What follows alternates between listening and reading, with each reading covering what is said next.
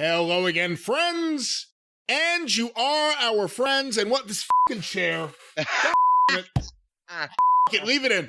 And welcome back to another episode of Jim Cornette's Drive Thru right here, in this chair, once again, wherever you are on this summer's day. I'm your host, the great Brian Last, and here he is, the man who will be answering your questions, the star of the Drive Thru, Mr. Jim Cornette. Oh, now you're trying to suck up. You know, you're so smooth, Brian. Even when persecuted by a squeaky chair, you're smooth and you transition right out of it. You know, I hear there's a new job open in New York. You may apply for that. You're very smooth as well. Well, I don't know about that. Politics is not good really day to you, sir, by the way. Well, thank you very much. Good day to you as well. What day is this? That we're recording or that we're releasing? I don't know. I didn't even tell you this before we went on the air, but I realized that it's been 8 days since I have actually left the house or even gone farther than 15 feet from the environs of the house out in the yard because of my ailment, my back ailment. So I've got an anniversary here, 8 days. I'm feeling better. As long as I don't do anything stupid like trying to stand up for more than a minute or so without leaning on something or make any sudden moves, I'm okay with turning over in bed and doing complicated things like blowing my nose and reaching for the remote. So my back and hip is feeling better. 8 days at home on your own property without having to deal with other people. That sounds like a dream to me. That sounds so wonderful. Normally would be if most of that wasn't spent in somewhat constant searing pain.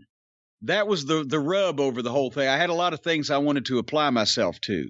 But anyway, I'm feeling better physically, and I'm feeling hopefully better in every other way than we were on the special experience a few days ago. And I just want to say I thank everybody for all the things that have been said about Bobby Eaton on Twitter and YouTube comments and all the social media that I don't even see. If I've seen this much, I can imagine the level of what was out there. So I wanted to thank everybody for that. And we wanted to thank again, which got such a great response, the song that Einar sent us for that show, unsolicited. He, like I said, he turned that thing around in 24 hours from hearing the news and got it to us. We had no idea it was even coming, and it was brilliant. And it wasn't on the YouTube version. It was on the podcast, but it wasn't on the YouTube version of the podcast because YouTube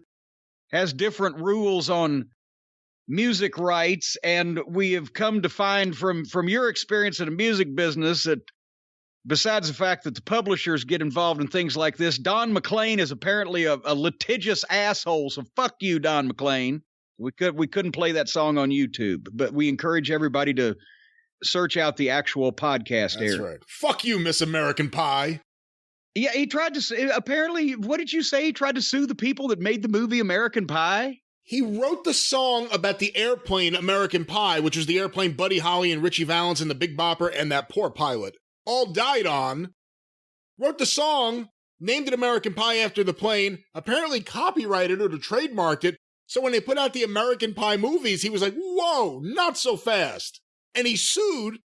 I don't know if he got a piece of the movie, or if they just had to pay an extreme amount of money for the rights to use the term American Pie, but that's what happened. Well, that's like these well, I don't want to slander anybody here in my hometown, especially when they make a pie that I like to eat on occasion. But the people that invented the Derby pie here in Louisville, over at it was an old diner and hotel out in Oldham County that these people ran years and years and decades ago, and they invented Derby pie, and then they had it trademarked, and now they're the only people that can sell Derby pie, or you can make a suspiciously close pie with many of the same ingredients, and people try to call it Kentucky pie or thoroughbred pie or whatever the case, but there's only one. They'll come after you. They'll shut your shit down if you make and sell a Derby pie. And theirs are Now, it wouldn't be bad if you went to the original place and got the actual legitimate home cooked one, but now they're frozen and put in boxes and shipped out to stores all across the globe. Derby pie. They're still pretty good, but it's not like having it right out of the fucking oven. And by the way, reading Don McLean's bio here, apparently he was arrested for and charged with misdemeanor domestic violence during the breakup with his wife in 2016. So, yeah, beats up women too. Not cool. Not a good guy. Harry Chapin should have kicked your ass, Don McLean. God, jeez. A fight between Harry Chapin and Don McLean. It'd be like that fight between Mr. Herbert on Family Guy and the old 97-year-old Nazi that they found living under an assumed name in Quahog, where they redid like a fucking Tarantino fight scene, but in slow motion with 90-year-old men doing it. Anyway, so yeah, but that's why that song wasn't out. But we thanked Einar, and we thanked everybody that put up their own memories about Bobby Eaton and all the clips and everything. And we thank our sponsors at the top of the program, whether they are the ones on the program here or the ones on the experience or for the rest of the month, because since we didn't put any commercials in that episode, all of the sponsors worked with us in dispersing them over the rest of the month so that we could do a thing like that. So, and we appreciate that. That was very cool. We had a full schedule and everyone was completely understanding. It was very nice. And well, let's get this out of the way at the top also. And I don't mean it like that, but I mean, while we're attempting to have some semblance of fun here, for the people that have asked, it's been out there on the internet, on Facebook, I guess, or whatever, which is one of the things I don't see, but obviously I have access to this information, but it's also public and on the funeral home site that, they're going to have services for Bobby on Tuesday, August 24th. This is a wrestling story. I'll tell this because it's hilarious in its own bizarre way. They called the funeral home and originally were going to have the service this week and booked it and sent out some tentative information, and a funeral home called them back and said, "Oh my God, we've double booked. We have to change the date." So only in some weird way can Bobby Eaton, in the wrestling business, with all the double booking that's gone on, his services were double booked with the funeral home. But this is the real one. Tuesday, August 24th, at the New Generation Funeral Home, 2930 Murfreesboro Pike in Antioch, and that's Antioch, Antioch, Tennessee, which is suburban Nashville. And it's a 2:00 visitation and 3:00 service. And I am not inviting the general public on behalf of myself or on behalf of the family, because this is on the internet, it's out there. I'm just giving it a little bit of a boost, but I don't believe that this facility is set up for a state funeral. So I'm not asking people from around the world to come to this service, but I think it sure would be nice for the family if all the people that remembered Bobby either sent a card or flowers or a card indicating that they had made some type of donation in remembrance or whatever the case. That's why I give this location, not asking for the world to come, because that could get ridiculous. You know what I'm saying, Brian? I do. Speaking of ridiculous, so Bobby's service was double booked. Stan's service was for a fake Stan. I'm sensing a trend here of chaos. Yeah. What are they going to have a riot at mine? I mean, actually, I'm not having one. I've told you this often. I'll tell it on the air. Half of me, I'm going to be cremated. Now, I'm not getting split up before I get cremated. That could get unwieldy. But after the cremation, half of me is going next to my mom and dad, and Stacy can follow along at her leisure if she so desires at that point. And half of me is going out underneath my dogwood tree out here in the front yard of the castle, and that'll be fine. And everybody can have their own opinion about it in their own home. Because anyway, But when we were talking on phone, you and I yesterday, and of course, and this show is a day late because just seriously, folks. So we're trying to push through with this thing because people are dependent on us. But it's one day late. But when we were talking yesterday about trying to get together and record today, I told you, I said, there's one story I didn't tell because I couldn't fucking think, but I should have told this story. I'm going to tell it today because you hadn't heard it. And see, the thing is, I've told so many of these stories over the years in various venues and forums, I forget that it's been so long in some cases, or we've got so many new listeners, and I just think, well, I don't want to go over that again. And then everybody goes, oh, Jesus Christ, we haven't heard this. But one of the ribs Bobby used to do, and it was like everything else not everything, most everything we did in our matches, the Midnight Express spots and the finishes and the routines and the whatever that we ended up developing. I've said this before, it's kind of like a parallel in those days when you worked every night in the territories was like old time vaudeville, where you'd do something on the spur of the moment, you'd react to something that happened, and it would get a reaction, and then you would start, then you work that in, and you'll start making the thing happen that got you to give that reaction, it got a reaction, and blah, blah, blah, right? That's how you work shit out. So we did it in the car, too, and we did it I've told stories before how Bobby would instigate an argument with me in convenience stores, right? Like, Corny, I want some Snapple. You can't have Snapple, Bobby. He just come up and say, Corn, and that look on his face, I want some Snapple. You can't have Snapple, Bobby. I told you that before. And if we're arguing and the guy at the cashier is, at the cash register is like, what the fuck's going on here? And then Bobby would slide his hand right up in front of his face, up and down, right? Like the tomahawk chop. But if you got your back to somebody, and you do that, and the guy standing in front of you slaps the hand, and you sell like Bobby Eaton sells, it looks like I slapped the shit out of somebody, right? Right. And on a couple cases, I'd give him a working slap, but I could tell when he would instigate it. He'd keep picking at me and try to get me to argue back with him, and then finally either he'd slip the hand up, or if the guy could see, he'd give me the Iggy like he would in the ring, and I'd slap him. It's like a Three Stooges routine, right? And I'd grab him by the ear and walk him out of the goddamn store. And he'd be, oh, Corny, I just wanted a Snapple. And then I'd put him in the car and I'd come back in and get the drinks. I'm sorry about him. And he'd be, one time I looked, he was sitting out on the hood with his arms crossed like O.P. Taylor, sitting on the hood of the car with a pout on his face, like, looking at my Snapple or whatever. But anyway, so the bread truck thing, AKA the brakes. A lot of times in those days, we were taking cabs.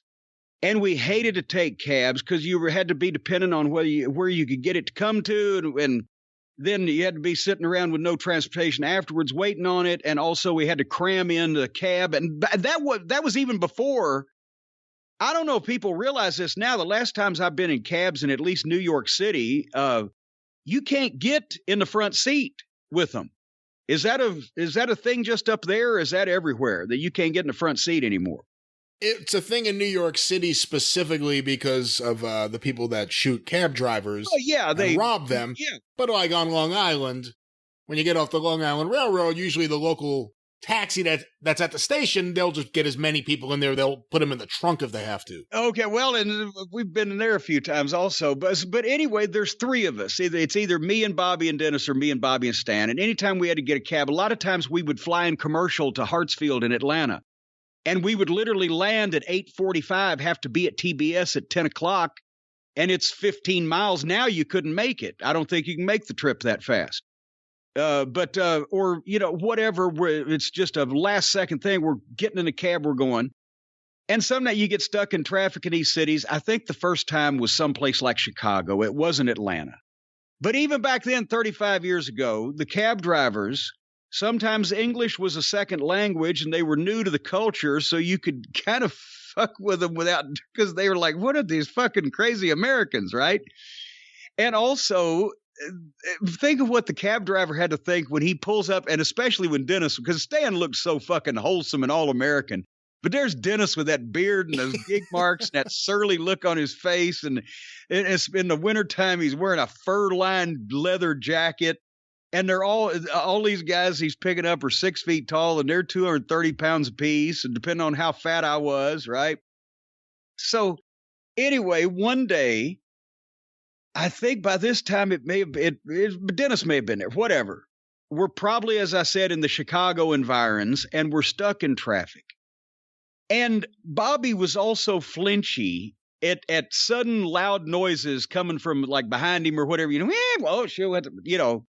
So Bobby's up in the front seat. Me and Dennis are in the back. We've piled all our bags in the trunk, and this fucking little bitty cab driver, he's a little old guy. He's like fucking 5.5 feet tall and 125 pounds. And, you can see him. He's kind of frustrated in the traffic. And you see Bobby's, sitting there just kind of staring out the window. And what are the big truck brakes that make the big whine or squeal? What is that, hydraulic type of thing? I don't know. I have no idea. Well, yeah, I thought you were a former truck driver. At least you used to hang around at a lot of truck stops. No. But anyway, the big truck that has the big cabin. I know what you're talking about. Yeah. Sure, yeah. So that happens outside Bobby's window, and he jumps. And when he jumps, the fucking cab driver jumps, right? And he sees it, and we all see it. And so now he knows he's onto something. And so a couple seconds later, he kind of just does almost like a Killer Carl Cox thing, does the jump, and like he's looking up at Alex or whatever. And I pick up on it. I said, Bobby, did you take your medicine? No, Corny, I didn't take it. I didn't bring it with me. Bobby, you know how you get when you don't take your medicine. And just now he's looking for, and now he starts flinching again. And if some other noise happens, he starts flinching. And I reach up because I'm sitting behind him. I reach up and pat him on the shoulders a couple times. But Bobby, calm down now. And then I just say to the guy, here's the problem was, I'm sorry, sir, but Bobby had an accident a couple of years ago. He was run over by, and I said this with a straight face. I can't say it now. I said he was run over by a rainbow bread truck. And the last thing that he remembers when he woke up, the last thing he remembers is the squeal of the brakes. and then Bobby is hearing this for the first time, right? Because I'm making it up. But I said, he usually takes this neurological medicine, but Bobby, it'd be okay. Just loud noises are, somewhat of a trigger, right? So then he starts rocking back and forth and kind of feeling his forehead. And then he's like, the brakes, and he lunged, and now we're in traffic. We're not going like 60 miles an hour. We're in traffic here, stuck, and it's like 10 mile an hour switch lane type of thing. But he goes, the brakes, and he lunges over and with both hands, grabs the guy's steering wheel like he's going to try to save us all. And I reach up and grab him and hook him and pull him back like we're doing a spot. No, Bobby, no. He's got the brakes. And this guy, is he going to do that? I said, no, I've got him now. And Dennis, I think, was like, Bobby, now come on now. But don't worry, pal. We'll take care of it. Could Dennis keep a straight face while this whole thing is going on? Dennis could keep a straight face. Dennis never had any other kind of face but a straight face. Unless he wanted to. He could laugh his ass off. But no, Dennis never let on what was going on. I'll tell you a story about that in a minute. But anyway, so this guy can't get there fast enough to get rid of us. And then that became something that we started doing to occupy ourselves in the cab. And every time, either Bobby could bring it on by rubbing his head, Corny, the brakes, or if I saw something that came up, I said, Bobby, you take your medicine. But goddamn, those cab drivers would think, what the fuck? I'm in here in this cab with these 3 lunatics, and this guy's going off because he got run over by a rainbow bread truck. And I felt proud of myself that I specified the brand of bread to give it a little bit more legitimacy. I knew exactly what brand of the bread that the bread truck was carrying. Even if you guys are all in street clothes, once Bobby had the bleach blonde hair, there's no cab driver that would ever encounter 3 human beings that look like the 3 of you getting into a cab at one time. Oh, God. It would go exactly how they thought it could possibly go when they picked you up. And then, there was one time in Washington, I told you a story when I had to get on the radio, right? No, in Washington? No, I don't think so, no. Oh, God. Well, So here, I've told you the story before. Well, it's been a long time, folks. Instead of looking it up on YouTube, the questions suck this week, so we'll go in this direction. So the scaffold match between the Midnight Express and the Road Warriors that was scheduled for Washington, D.C.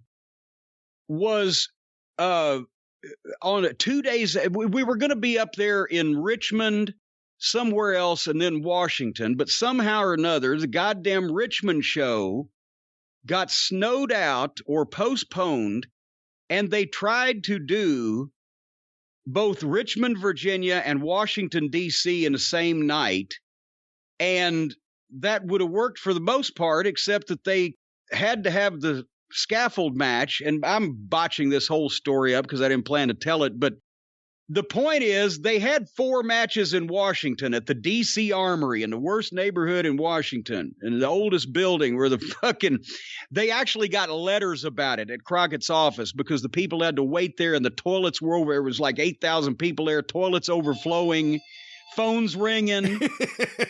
Hold on one second. I'll take care of that. There we go.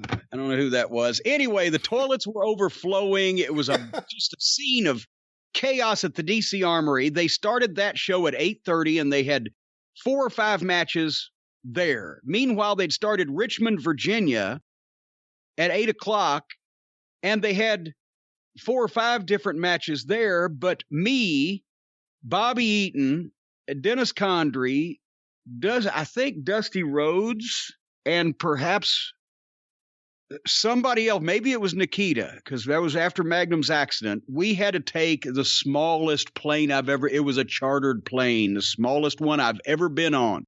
I thought about trying to hop out of Richmond and break all the speed laws to Washington rather than to get in this thing. And I may have ended up beating Bobby and Dennis there, come to tell the rest of this story. But anyway, they got us out of there, got us to the airport in Richmond. We're flying to Washington, D.C. to make the scaffold match with the Road Warriors and the 2 main events, whatever the fuck, right? Because this is a make-good show, so they didn't have to give the money back. That's why they've done this, because it was in January 87, snow in some description. So they've had a big house in Richmond, Virginia, and they've got a big house in the D.C. Armory in Washington. And they chartered this plane, and when it gets to Washington, wherever the private planes land in Washington, they've gone to the high expense Crockett Promotions has of having 2 fucking cabs sitting there, 2 taxi cabs, sitting there waiting to take the baby faces and the Midnight Express to the goddamn D.C. Armory, which is a ways away from this airport. And we get in the cab with this guy, and besides the fact that he was not familiar with not only a state, but any type of United States territories, he apparently had only had this job, according to interrogation that we did later on the way, a week or 2 to begin with. And he hadn't even been in Washington, but he knows nothing about Washington. He hadn't been driving a cab. He gets this job. We're one of his first passengers. He gets us lost and we can't find the D.C. Armory. And now this show that started at 8:30, we're still in this cab and it's 11 o'clock at night, and shows didn't run that long back in those days. And they are taking extended intermissions with the men's toilets overflowing and mothers writing letters to Jim Crockett in their mind to send the next day about how they're scared to put their kids alone in the men's rooms because of the riffraff. And so things are melting down out there. So we're in this cab, and I said, brother, are you lost?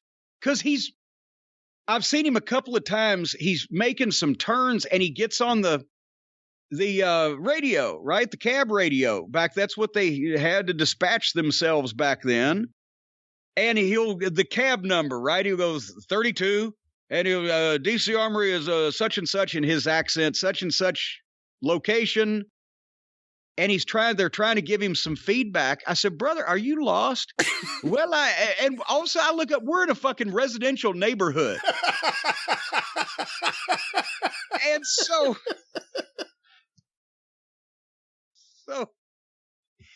finally I said, get on the radio and tell them we need more help. And now it comes to find out that he's scared to get back on the radio because he thinks they'll fire him. I said, you got no idea what the people in this cab will do to you if you don't get us to the DC Armory, so I get the fucking microphone. And I fucking pressed the thing. I said, come in. Come in. This is cab number 32, over. And the guy comes and says, who is this? I said, this is one of the passengers in cab number 32, and this son of a bitch has got us lost in the projects here. And we need to get to the DC Armory because thousands of people are waiting for us. Can you verbally tell this stupid son of a bitch how to get us to the DC Armory? And he said, put him on. And then he's given and boom, boom, boom. And he pulls us up. I assume there was a back door to this place, but he just pulled us up to the very front of this giant armory. It's dark outside. The parking lot is full, but everybody's still inside. It's dark. He drops us off in a pitch black parking lot at the front door. And as we're fucking, because Dennis, in those days before he had a situation where he had some anger management classes in the early 90s, Dennis would react in a certain fashion rather quickly. I didn't realize Dennis was there, so you had DC cab and a DC cab? Yes, DC cab and a DC cab. That's what Dusty was saying when we got in there finally. After that, because we were there so late by that point, and he knew... Well, hold on, I'll get to that. So we're getting in the goddamn and Dennis is pulling all the bags out. He pitches Bobby his. He's snatching his, and I'm getting mine. And like, motherfucker. And the guy quoted the fare. And that's when Dennis got at me. You dumb son of a bitch. You expect us to pay you for this? Oh, fuck. And his hand was going for this guy's goozle pipe. And I said, Dennis, we ain't got time. And I told him, I said, get back in the cab and consider yourself lucky that we don't have more time. You ain't going to get any money here, but it might cost you some. And we walked off from it. And then we get in the fucking building, and now they've been panicking because Dusty and whoever, I can't remember who was with, but it may be Nikita, but they had been there certainly for 20 or 25 minutes, and they came in on the same plane. They know we're in town, right? And they're like, what in the world could have... So the natives were restless outside, and we had to go out and do that scaffold match at like 11:30 or whatever. And I still have a copy of one of the letters that was written to Crockett's office, because Sandy Scott gave me copies of several of them. The show ran so late that everybody that took public transportation, the last public thing had publicly gone. Oh no. And now they're wandering around parts of Washington that you wouldn't put the people that on Naked and Afraid in this fucking part of town. And all these people, it killed the fucking town. But that was just trying to get to goddamn to a show. But they shouldn't have done that. But I'd have to go back and look at the Midnight Book. But wait a minute. Hold on. I can reach it. I just thought it's right here. January 1987. Let me go back here and see what exactly was the chain of events that led them trying to schedule this like this. Really briefly here, as I continue to vamp. The chain of events, I believe, 1987 began with a desperate need for money. No, wait. The Washington show at the DC Armory had been canceled on the 22nd due to a snowstorm, and it was rescheduled for the 24th with the Midnight Warriors scaffold match as the main event. It was just the Midnight and Dusty. We were the only ones on both cards. Otherwise, they were separate. So Dusty'd been there for 20 fucking minutes, right? And so anyway, yeah, we lost the match. The match was over at 11:50 p.m., just in time to avert, as I wrote in the book at the time, a complete riot. There was 5,000 people there. They'd had a 1-hour intermission because it was a $44,000 house in Washington. We had rushed through a show in Richmond, or a match in Richmond at least, to get out of there. The house in Richmond, Virginia, 120 miles away, was $88,000. And Oh, my God, listen to this goddamn weekend. So we were supposed to be in Washington on the 22nd. That got canceled because of the snowstorm. So we went to Norfolk, Virginia, ran the scope. It was the Warriors and Dusty against the Midnight Express and Big Bubba Rogers. And we did $62,000 there, somewhere around 6,000 people. Then we went from Norfolk to Atlanta Saturday morning and did the Saturday night and Sunday night TBS shows. So 2 tapings, 3 hours of wrestling in Atlanta. Then flew back to Richmond, Virginia, 90 miles from Norfolk, where we had started from, and did an $88,000 house with somewhere between 8,000 and 9,000 people there at the Richmond Coliseum. And then the same night, 120 miles up the road, we did another 5,000 in Washington. So 13. That Norfolk, Richmond, and Washington, D.C. are all within 100 miles of each other. We sold, almost 15,000 tickets between the 2 days. You know, you were a younger guy, and no one could ever question Dennis or Bobby's cardio. Makes me think you would have gotten to the arena quicker if instead of a cab, you had jumped on, each of you, a rad power bike. I thought you might be going in that direction because it's all the rage. They're so rad, you know, the rad power bikes. They're these electric bikes that people are raving about. And apparently, you can zoom right up a hill on a bike and smile and not have a stroke or a heart attack or sweat or throw your back out or whatever. I mean, you know, you can be in the outdoors and still you don't have to live like a savage and pedal for yourself. The rad power bikes were voted best affordable electric bike in 5 categories by electricbikereview.com, and they're even better. They're North America's largest electric bike brand and half the price of most of the e-bikes. Whether you like to enjoy the outdoors while also limiting your carbon footprint, or in some cases, your carbon fingerprints, if you like to go out and fish and hunt, but you don't like to lug equipment up the trail, you need a rad power bike. Especially if you've got kids to drag around. Brian Last, take notice of this. If you have children, you can put something like a rope or a string or whatever around some part of them. No, you can't.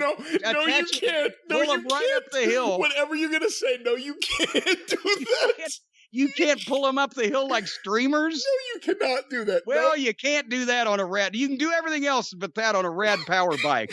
Most of these things, these e-bikes, are in the $3,000 range, but the rad power bikes start at just $999, and most of them are under $1,500. So commuting, getting out on the trail, hauling groceries. It says right here, transporting your kids. Oh, it says on the back, not dragging. Okay. But anyway, right now, for a limited time, Rad Power Bikes offers flexible financing for as low as 0% APR. You cannot get much lower than 0. Plus free shipping. But the bikes are going super fast, so make sure you order right away. You can text JIM, J-I-M, to 64000. That's 64,000. Text JIM to 64,000 and get free shipping. JIM to 64,000 for the free shipping, and find all about these things. Terms apply. Available at radpowerbikes.com/terms. You say it's available for a limited time. It may be a very limited time. Ladies and gentlemen, jump on that deal right now. Jump on it. Right, and jump on one of those bikes. I want to get one, actually. Forget about the kids. I want one for me. It sounds like so much fun. Go up and down the driveway, waving to the neighbors in the distance. In the far distance. In the far distance on my rad power bike. Or maybe take a cab to the D.C. Armory on a rad power bike. I want to ask you another question about Bobby, if you don't mind, because you and I were briefly talking about something off air. And I had never thought about it because you don't think of Bobby as a talker. Most people don't. But he's kind of a quotable guy. Because the one phrase that came to me that you always say is, what is it? Fuck around, and pretty soon you won't be around. Yeah, that's a Bobby Eaton. Fuck around, pretty soon you won't be around. But it brought it up because when I called you to record this fine program, you answered hello aggressively because you were in the middle of that Texas death match with your squeaky chair. And I said, well, don't get hot. And you said that you had heard somebody else say that and it tickled you. And I said, well, you know who I got that from? I got that from Bobby. Because if you would just, if you'd say something, if you'd be rummaging around in your bag or whatever and trying to find something. And Bobby said, "What you doing, Corn?" I'm trying to find this. Hey, well, don't get hot. Like, I'm mad at him because I can't find the thing. And the other thing that I mentioned that we used to do this all the time in the car was every time that we're knocking somebody, right? You're driving down the road in the wrestling business, half time you're knocking somebody, either the booking or the booker or some other territory or somebody you used to work with, somebody you know or whatever. And whatever they've done stupid or bad. And every once in a while we'd be doing that. And Bobby would say, "You know what I said to him? I started to say, 'Well, you no good son of a bitch, I ought to just knock you out.' That's what I started to say, but then I didn't."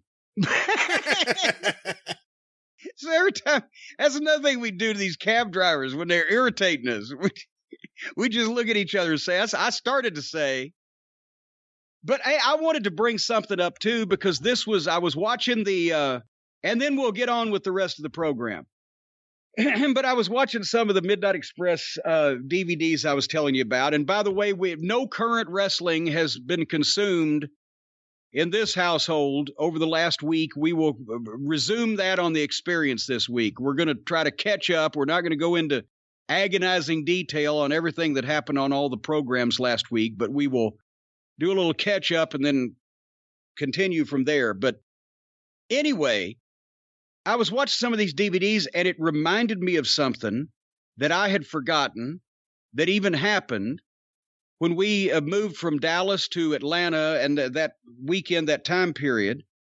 And also it's another testimony to if Bobby not only was the team MVP, he's the show MVP. He was the MVP on anything he was involved in. Let me tell you what happened here and what he did. It was the end of June of 1985, and it was our final events in Dallas, and we were about to final bookings in Dallas, and we were about to go over to start working for Crockett. And we had given the Dallas office, back in those days, you're supposed to give 2 weeks notice. We gave like 4. We told them the first part of June. We said we're working through the rest of the month, but we've got a start date for July the 1st in the Omni for Crockett, right? So we gave him twice as much notice, and you remember this deal, Sunshine and I had already had somewhat of an intense rivalry going on.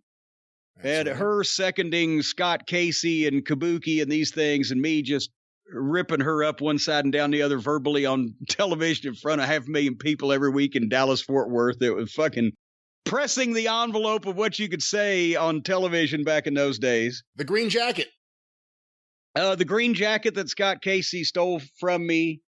And also my favorite one about Sunshine was her real name was Virginia. They used to call her Virgin for short, but not for long. If you had only come around 1 year earlier, we would have had Jim Cornette versus Stella Lee French. Stella May would have kicked Stella May French, excuse me. Yeah. She was my dry cleaner.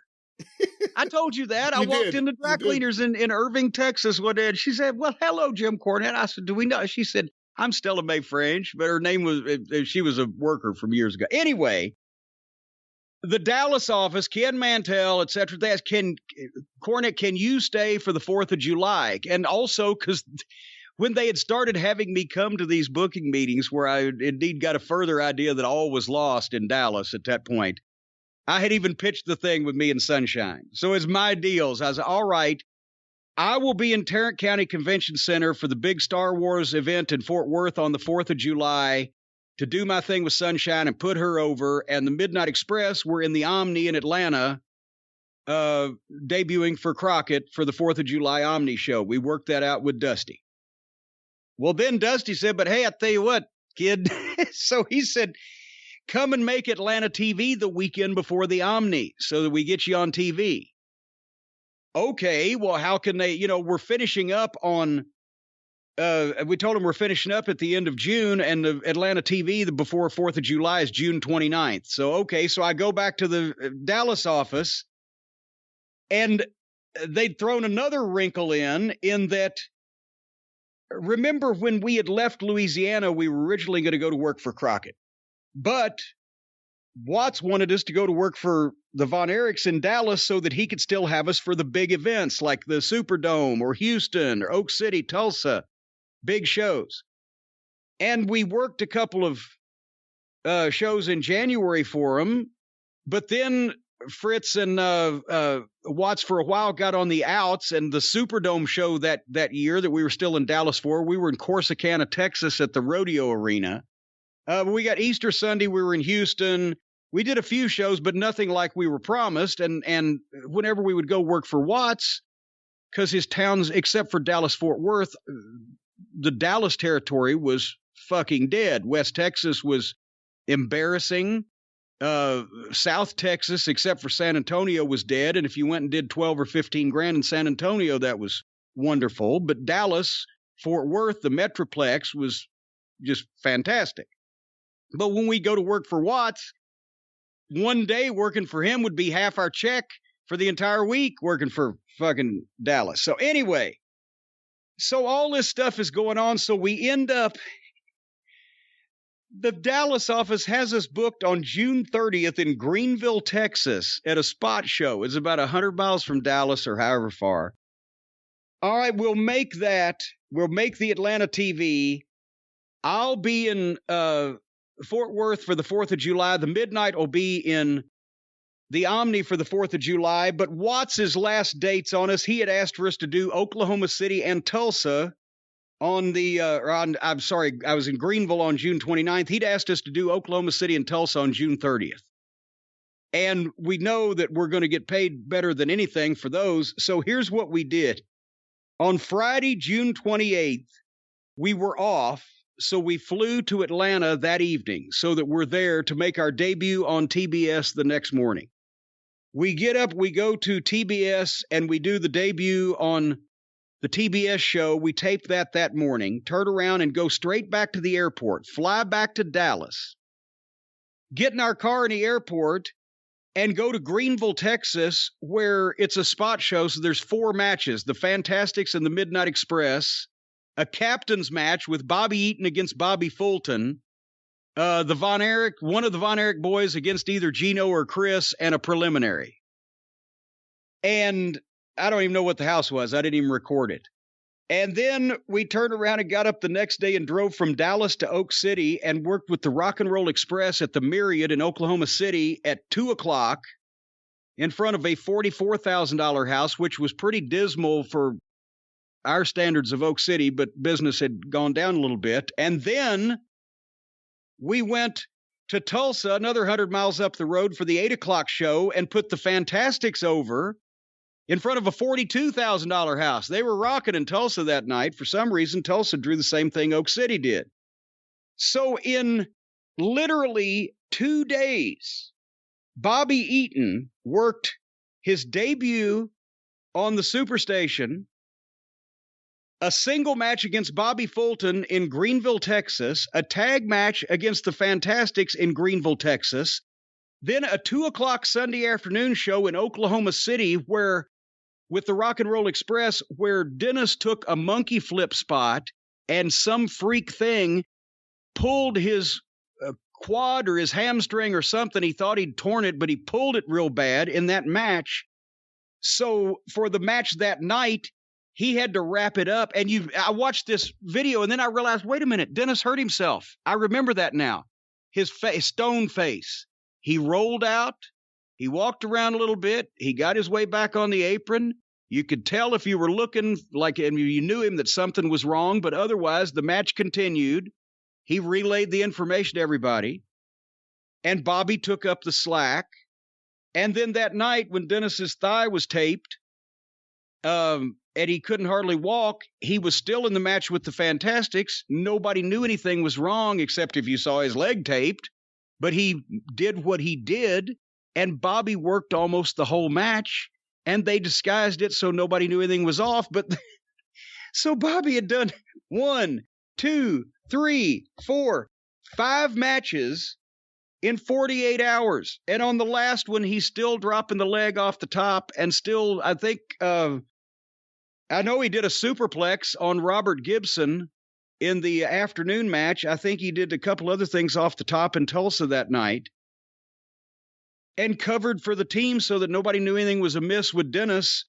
And we're 3 days from our debut for Crockett. And then we had 3 days off to where we all got in our cars and drove from Atlanta to Dallas and moved into our new places. And then I flew back to fucking Fort Worth to put Sunshine over, and they debuted in the Omni. How pissed were you? You weren't there for the Omni debut. I was very pissed. But, and well, as a matter of fact, have I told you that's that night, 4th of July, 1985, is the first time I cut a promo on anybody in the office in the wrestling business. Oh, I've never heard this then. No. So obviously, I've just told you how we made these arrangements for everybody to get what they wanted. And I know some people are going, oh, so Cornette was so integral that he had to go over there and do the thing with Sunshine. In all fucking modesty and honesty, yes, that's why they fucking asked for it. That's why they paid for my plane ticket to fly back from Atlanta to Dallas to do this, because I can't remember what the main event was in Fort Worth that night, but this was like either the second or maybe the third feature thing that people were into, because we did the women's lib thing and they wanted to see her in some way humiliate me. So they were afraid I was going to fucking bail on it, and that's why they got. And also, as I've mentioned, when I got my check, the one time they could fuck me, after we got like $800 for a sold-out Reunion Arena and $1,100 for Texas Stadium, they paid me $1,000 for this thing when I was already gone out of the territory. That's the second biggest payoff I got the whole time I was there, and we were supposed tag team champions. Anyway, I digress. So this is on the Saturday night KTVT Fort Worth 2-hour wrestling program. This is what they're taping the Tarrant County show for. There's 12,000 people there. It did $138,000 at the gate. Wow. So they're sold out. And the part of this card is being taped, including the thing with me and Sunshine. It's going to air on the following Saturday's 2-hour channel. Their superstation in Dallas Fort Worth was Channel 11. It went all over Oklahoma and North Texas. So at any rate, we go over the thing, right? And it was my deal anyway, so I explained it to Sunshine. And Ken Mantell, the nominal booker of that fiasco at that time, was all on board with it. And we got Bronco Lubitsch was the referee, and he's in the office.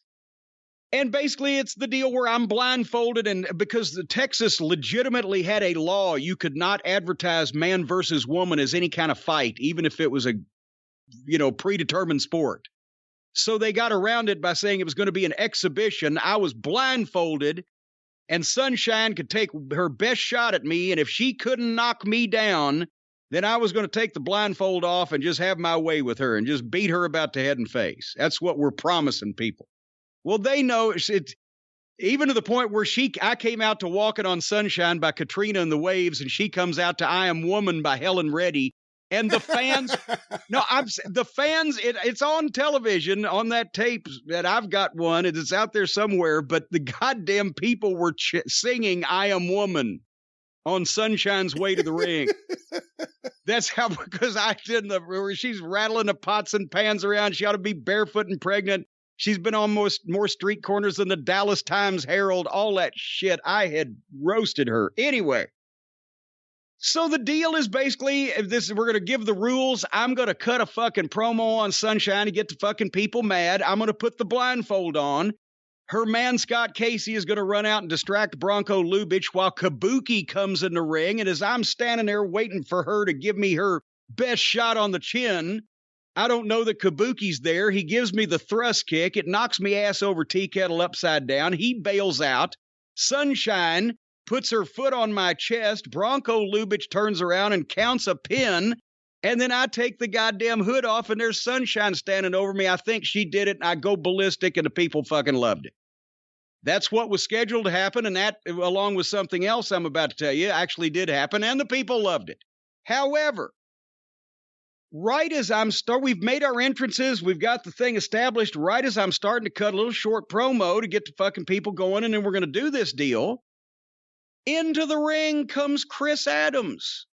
What the fuck? And he grabs the microphone. Apparently, I've left now. It's my last night. The Midnight Express is gone. Somebody else is leaving too, but they're bringing back Bruiser Brody. But Brody ain't there that night, so they wanted to shoot an angle to tease that Brody was coming back. So they had Chris that somehow, and I never got the story of why this happened right at this specific point, or why nobody could tell me about it.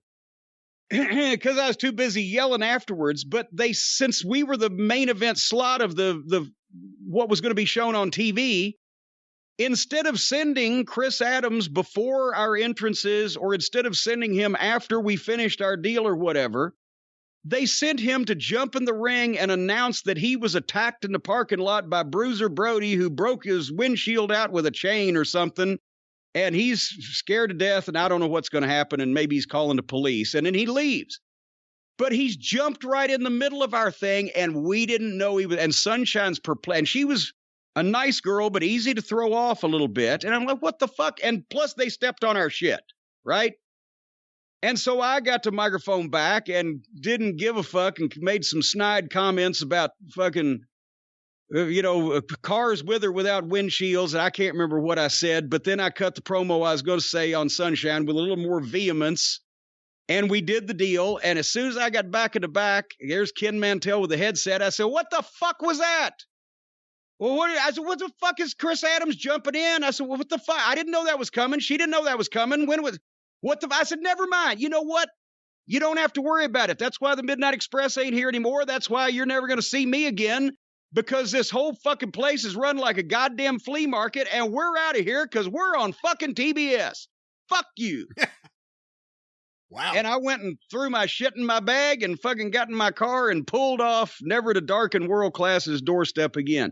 But it was after coming from Louisiana and Mid-South Wrestling, where not only Watts' style of booking, where everything not only made sense, but made multiple sense and could be branched off in different directions with different people involved, and the finishes were gone over intricately and then post-mortemed afterwards.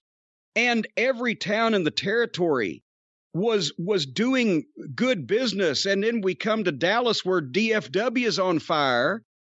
And like I said, you go to San Antonio and do $12,000 at the Freeman Coliseum, or you go to Lubbock and they're doing $4,600 for an afternoon show. And Amarillo's maybe do $8,000. And, and they're just lackluster cards. And the booking, Ken Mantell he was in over his head, and it was just simpleton booking. And they got incredibly hot, but Gary Hart set it up with Freebirds and the Von Erichs, and the Von Erichs finally had their Joker and their Lex Luthor 3-3, and the Von Erichs were massively over, and they ran with that in Dallas-Fort Worth for 3 good years. But it was the booking was elementary and simple and didn't make a lot of sense, and they worked purely on personalities, and when the personalities got old, that's where they fell in a hole. But it was just, so I let them fucking have, because what the fuck? I'd gone through all of that to not be in the Omni, to go do them a favor and not leave them and not leave Sunshine without getting her last word on me. And they fucking bury our deal, sending somebody out to cut a promo in the middle of the fucking thing. Well, TV time was going to go off the air. Well, good, then figure your shit out beforehand. Let us in on it. Let me ask you this. The fact that you cut a promo on the Booker, on The Office, when did you realize Fritz didn't have any more influence outside of Dallas anymore? Did you know that when you went there? Because 84, Kerry gets the title. Obviously, everyone is hot for the Von Erichs. Vince is trying to get the Von Erichs. Fritz is still Mr. NWA, former NWA president. By 85, Fritz kind of loses all influence with the NWA or with even Watts. I mean, the relationship falls apart in 85. Did you know that going into Dallas, that Fritz didn't have any more influence?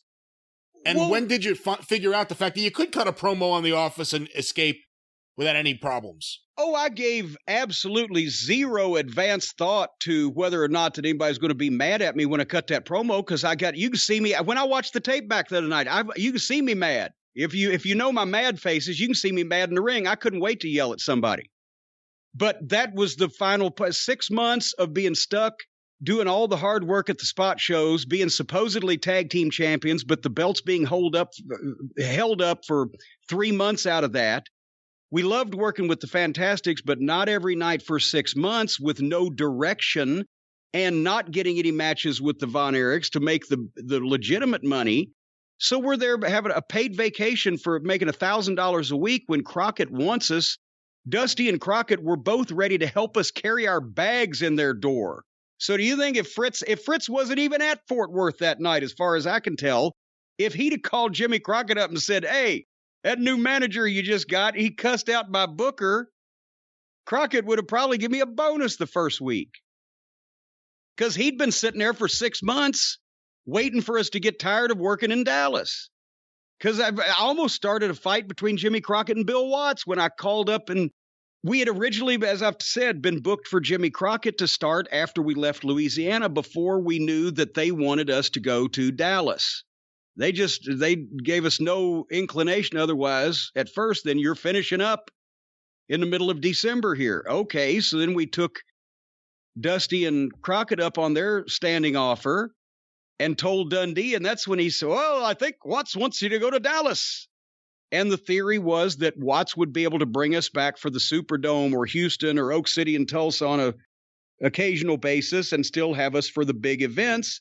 And that would augment our income to justify going from, making what we were making for Watts to basically averaging $1,000 a week, sitting there twiddling our thumbs. Nice short trips. Don't get me wrong. Most of the time. And he could have done that, quite frankly, if you went to Charlotte, because that's what he did with the Rock and Roll Express.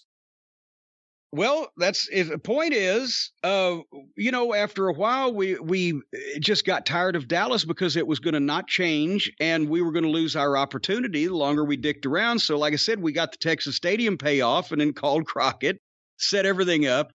But to answer your question, no, I was just mad that they had unprofessionally fucked with the talent on the show's segment by throwing us a fucking loop that we weren't told about beforehand, and I was kind of fed up with him anyway. So I told him what I thought of him. And I could have been in the Omni that night listening to Dusty Rhodes tell the entire assembled Crockett Promotions roster that this is the Midnight Express, baby. Them and the manager who ain't here tonight's going to come in. We're going to put them over everybody. They don't lose nothing. They're our next top heel team. So I don't think that if Ken Mantell called up and complained that I yelled at him that it was going to, and then they sent me a check for $1,000. So they probably were suitably chastened, come to think of it. Jim, one last question before we go to our next smooth transition. And in relation to Mid-South and Watts and the last Stampede, because really the Superdome is what put you and the Midnight Express on the map. When did you actually know the gate and the attendance figure? When did you know the walk-up in advance? Like, when did you realize the magnitude of it? Because at that time, it was one of the biggest gates in wrestling history. When did you realize exactly how big it was in relation to the actual event? That night when Jack Curtis came in and I said, what was the house? Well, no, I mean, they didn't tell guys the advance in those days, like days out from the show. Really, I didn't feel it was my place to ask and nobody was bandying the information around. Every once in a while, on one of these big shows that a territory was running, they would say, holy shit, we've already got fucking, 60 grand in for Cleveland or whatever. But in this case, I just knew this is the fucking Superdome. And I knew that Mid-South Wrestling had run the Superdome in the past numerous times with anywhere from, what was the worst Superdome that had ever been at that point? 10 or 12,000 people? All the way up to 28-something thousand. The most people I think they ever had was 28,000 for one of those early 80s promotions, but the ticket prices were way lower. But the biggest one was Hayes and the Dog. Well, no, that was the biggest. That was the biggest gate, but I believe there was one in the. No, it was the biggest attendance in the late 70s. Wasn't the one with the Assassin and Rock Hunter and the Angel and Watts and Robley? Wasn't that like a more people? I don't know. point is, it's splitting hairs. We're talking about it's going to be, we had every reason to believe it's going to be between 15 and 30,000 people. It's just how good is this going to get over? And then also, at that point, I was smart enough to the business to realize that this is not just one of the normal 4 times they run the Superdome every year. This time around, Bill Watts is coming out of retirement. He hasn't wrestled in almost 3 years. The all-time top money-drawing guy in this part of the country, not named Danny Hodge, and the owner of the company, he's putting every bit of promotion into it. So, no, I knew, holy shit. I just didn't know how big it was going to be, or, is this the place that I completely fuck up and everybody suddenly says, shit, he's the shits or whatever. No, I was nervous about that one, but it wasn't like we were every day leading up to it constantly asking, well, how are the ticket sales? How are the ticket sales? We just knew that there was a range that the Superdome was going to be in no matter what. If our shit got over, it was going to be really good. So we did, we had $6,000 or $7,000 less than the Dog and Hayes dog collar match. That's the one town we didn't break the record in. We had the record everywhere else for the last Stampede. But that was still between whoever you talk to, 23 and 25,000 people. Watts put you guys in a good position right from the start. So obviously he thought a lot of you. Did anything change after the success of the last Stampede? Did he treat you guys any differently after you drew the biggest gates everywhere? I mean, it was the biggest run, the biggest house show run in the history of Mid-South Wrestling. Yeah, well, actually, he was going to get rid of us, according to Dundee, but not in a bad way. Dundee pitched and once again, this is according to Bill. We've never asked Watts, or Bill Dundee, I should say. We've never asked Watts specifically, so were you really going to finish us up? Because, you don't want to start anything. Wasn't he bringing in the Bruce Brothers to work with you guys? Well, yeah, they were giving the Bruce Brothers a look, but originally where I was going with that was when, according to Dundee, when Dundee pitched the idea of the last Stampede and the concept of the thing, which is, the Midnight Express gets heavy heat on Bill Watts to the point and busts him open and makes him bleed. And he has to come out of retirement. And the whole thing is humiliate Jim Cornette.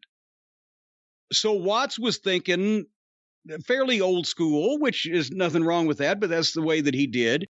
Well, after we've done that, then we've sacrificed the Midnight Express. We've beaten them and we've taken the heat off Cornette. So we'll have to finish them up. And I thought you wanted to do the Midnight Express and the Rock and Roll Express. And Dundee said, we're still going to do the Midnight Express and the Rock and Roll Express. But after this, he said, we can't do it after this because I have to beat these guys. If I come out of retirement, I've got to beat them. And I've got to fucking do the stipulation with Cornette because that was Memphis. That was straight out of Memphis. Either they would put me in a diaper in the middle of the ring, strip my clothes off, put me in a diaper and feed me a baby bottle, which is what they did in the Superdome. Or they would dress me in my mother's pink dress, which was what happened in Houston and some of the other places. But Watts was not buying that we would keep our heat, and Dundee said, watch. So they started the thing with the Rock and Roll Express in the midnight by having us work on that TV match where we just did like 6 minutes of our stuff, and then the Russians, who the Rock and Roll were working the program with, Nikolai and Darso, jumped in and got a DQ and kicked shit out of them, and we went into the last Stampede. But then as soon as they kept it open, because as soon as we shot the deal for the last Stampede, they also did the, Rock and Roll face the cake and everything. The point is, from the first night of the last Stampede, Watts saw the security being overwhelmed and me having to fight for my life after I left the ring, after he had got juice on Dennis and juice on Bobby and beaten him by pinfall and thrown him out of the ring and stripped my clothes off and either put me in a dress or a diaper and let JYD feed me a fucking baby bottle and then kiss me with milk in his mouth. Wait, hold on. He was giving you the baby bottle. How did he get milk in his mouth? He fucking turned his back and squirted the milk in his mouth, fed me the baby bottle, and then when I got rid of the bottle, he'd give me a big fucking kiss and spit milk on me. Oh. But anyway, after that, the security are literally being overwhelmed from people trying to take shots at me. I've told a story in Tulsa. That's where Watts had pulled his Rolls Royce in, and Jim Ross was on the hood. Get away from the car, because after I'd run, when they'd overwhelmed the security and I'd just run screaming toward the back, they were throwing bottles and fucking cups of ice and hitting the fucking car as I ran by. But no, we had more heat. Coming out of the last Stampede, we just went right on a thing with the Rock and Roll Express, and we stayed another 7 months in the territory.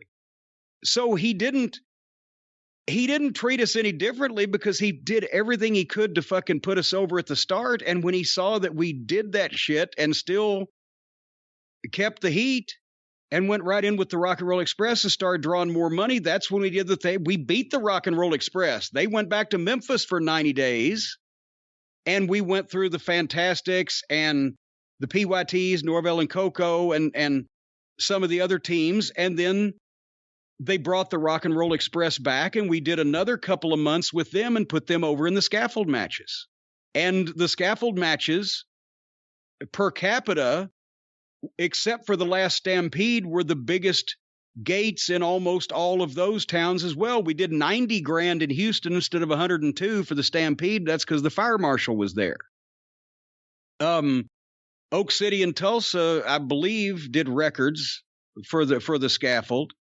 But anyway, so he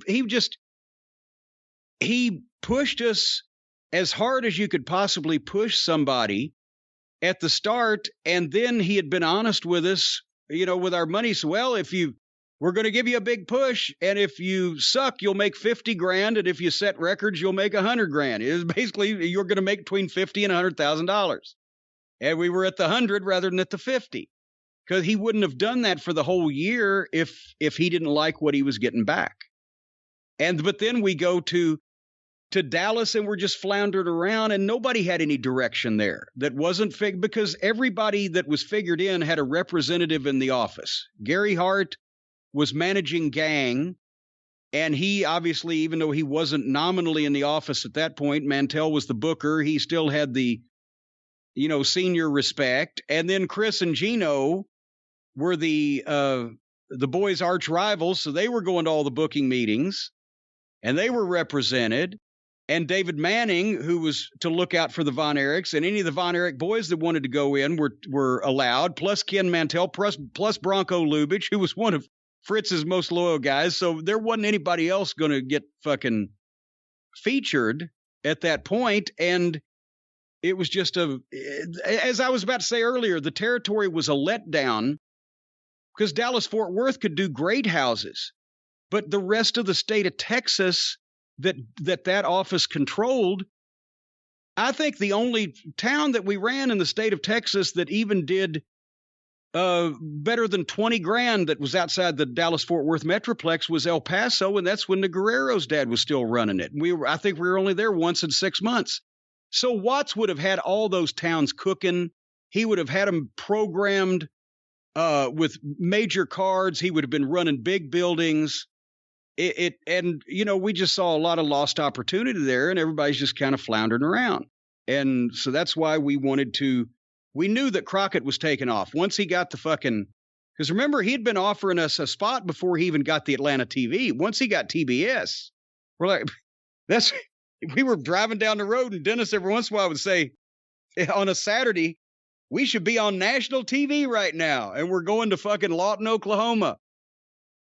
So there's only so long you could take. Your 1 year in Mid-South, I think, between the last Stampede stipulations and the face in the cake and losing your hair to a big razor, you were probably humiliated more in that 1 year than your entire career everywhere else. Is that a question or a commercial it was a transition? I was wondering if you actually agreed with that or not. I would agree with that if it'll help get us this commercial done properly. Well, it had nothing to do with the transition, but I meant to say, Jim, it sounds like in Mid-South and World Class, perhaps you and the Express could have used a good night's sleep and you weren't getting one. Boy, I'll tell you what, we got more nights sleep in the back of Dennis Condry's van than most of the time in our own beds. However, if we had only had a mattress from the fine folks at Helix Sleep, we would have been rested, refreshed, relaxed, and ready to take on the day in fine fashion. And you can be too, folks. We've been talking about the Helix Sleep mattresses here on the program for quite some time. You don't have to go to a store. You don't have to have 3 idiots with a truck come haul this thing in and lug it up your stairs. It's portable. It's easy. It's good for you. They got a quiz on the website. That website, Helix, Helix, helixsleep.com. They got a quiz on the website. It takes you 2 minutes. You match up your body type and sleep preferences to the perfect mattress they've got for you. Whether you like to sleep on soft, medium, or firm, whether you want a mattress to cool you down, or they've even got plus-size mattresses. Fortunately, I don't qualify for that anymore, but some people do. But you take the quiz, they match you up with the model mattress that you would like according to how you sleep and in what positions, and it's delivered to your door. And it comes in a box that's not unwieldy, but yet normal humans can position it where they'd like it to be, and then you just take it out of the box, take the wrapping off, and whoosh, it comes to life. It's an amazing thing, a miracle to behold, ladies and gentlemen. I tell you, I've done my boarding with the warden. I've lived on the bounty of the county, and I've never had the opportunity to prefer such fine merchandise to you as now with these ties are absolutely silk and only 10 cents each. Oh, wait a minute. I'm sorry. That's another pitch. Anyway, if you go to helixsleep.com/JCE and take the sleep quiz. They'll match you up to a mattress. They got a 10-year warranty. You get to try it out for 100 nights, risk-free. They'll even pick it up if you don't love it. And if you go to helixsleep.com/JCE, as I mentioned, they're offering up to $200 off all mattress orders and 2 free pillows for our listeners at helixsleep.com/JCE. You will be so comfortable on this mattress, you will never want to wake up. Many people don't. No, they all wake up. They certainly Actually, no, do. they don't, but it has nothing to do with the mattress. Well, it has nothing to do with the mattress. We'll just do it like that. helixsleep.com. My God. /JCE. Well, Jim, speaking of a good night's sleep, once again, and this has happened several times recently, Vince McMahon and WWE have sent several wrestlers to sleep with the fishes. How's that for a transition? That's terrible. That's terrible. I love it. I saw somebody tweeted a mock-up of the normal tweet from when WWE says we release so-and-so. They said the WWE has come to terms on the release of the WWE Universe. And then WWE Universe is All Elite. And oh my God. And then somebody tweeted another mock-up of a WWE tweet. I'm the only one left. Vince and Nick Khan are roaming the halls looking for people. I'm under a desk. Please help. Signed Hunter. Yeah. Do you have the list of the latest releases? Because there were a few surprises on this one too. I'm pulling up the list right now. I know the biggest names, but I want to make sure I get the complete list. Yes. They were all, well, I shouldn't say they were all, but a lot of them were really surprises. But here is the list. I've got to plug a hole in my grade 8 now that I had picked out of their roster. Here is the list of the names that were released. Again, all of them NXT. Bobby Fish, Bronson Reed, Jake Atlas, Ari Sterling, Kona Reeves, Leon Ruff, Stefan Smith. I think that's how you would pronounce that based on the spelling here. I don't know who that is. Tyler Rust, Zechariah Smith, which raises the question. They had someone on the roster with a name Zachary Smith, but anyway. Dr. Zachary Smith was on the roster. Asher Hale. I wondered what happened to Jonathan Harris if But again, Zechariah Smith, Asher Hale, Grant Zangier, and finally Mercedes Martinez. Well, and that surprises, well, it doesn't surprise me because she's just a competent, quality wrestler. Obviously, I didn't want to see Bobby Fish go anywhere because he's talented also, but I can understand the age factor because Bobby is older than his incredibly athletic looks would have you believe. So I could kind of justify that in some way, but Bronson Reed, and as I mentioned, I look at people as if what I believe they could do and what I might do with them rather than what they're doing right now. And I've said that this guy, he's a likable guy. When he spoke, did one of those backstage interviews that wasn't overly scripted for him and just allowed him to speak a little bit. He's a pleasant guy, but that size and the way that he can move around and the shit that he can do. And I even like the little camera, the little entrance skit they did with the camera when he would put the foot on the bottom stair and boom, and it's like, you know. But in all honesty, they've just let him be floundering around being another fucking guy that's glad to be there. That's the way he's been presented is, oh, I'm so glad I've achieved my dream. Remember when I said this guy looks younger than he is? Why are they saying he's been at this for 14 years? Yeah. That tells people, wait a minute, he's got to be in his 30s and he hadn't made it so far. That's a detriment. And then they go out and instead of giving this guy some type of gimmick that people would like, that would make him a likable, enjoyable person to be around, that then when you piss him off, because he's a babyface, when you piss him off, watch out, he'll fucking lay waste to people. But he's a jovial fellow, but something interesting instead of just, this has always been my dream, like 18 million other people that they've had say this, and I'm so lucky to be here. And oh, by the way, I've been trying to do this for 14 years. The average person working at a fucking gas station in Des Moines has not followed this guy since he was a teenager in Australia or New Zealand or, you know, the Isle of Man or wherever the fuck he's from, right? So, you know, the other thing too is I'm trying to think back to when I was a kid watching wrestling. I never knew anyone's age. I never had any idea how old anyone was. They all looked a great deal older because they looked like grown adults, but it was mixed. There were younger guys that looked badass and there was older guys that looked badass. And there was occasionally some younger guys that looked young, and that's what drew all the women. But I think that Bronson Reed could have, if they'd have debuted him as a prodigy from somewhere unknown and made him a splash, so to speak, and gave him some kind of fun personality or some reason for people to want to like him instead of just he's achieving his dream, because that's gotten way past old. Then, but they've said Vince and, well, who went on the scouting trip? Vince and Bruce and Laurinaitis. And Johnny Ace, they want younger guys and bigger guys that can be main event stars, and that's what they want out of NXT. And imagine that. And I will say that they will go too far with the bigger guys and not give some smaller guys a chance.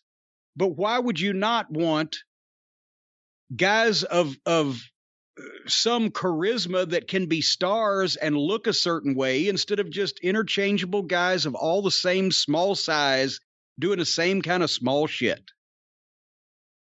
So I agree with, I'm not saying that they will use these parameters in the best fashion, and a rule of thumb, there's always needs to be an exception to the rule. If you see Bobby Lashley right now, he's in his 40s. You say, nope, he's too old. No, you say, okay, he's a fucking freak, so never mind. But there's always an exception, but for the most part, they do need grown adult men that have the physical charisma to be main event stars, as well as guys that can work or be taught to work. And what have I been saying for the past, wait a minute, do you have the rooster? Do we even need the rooster? I could find the rooster. Well, I know you love to look for the rooster, but what have I been saying for the past couple of years? since we've been clap for the rooster, he's going to rate your record high. Anyway, what have I been saying for the last couple of years? If Vince walked in and saw Johnny Sameface as the leading man of NXT, he'd drug test everybody. Because I used to catch shit from Laurinaitis in OVW for featuring guys that weren't on contract because they were outworking the guys that they had signed. Well, there you go.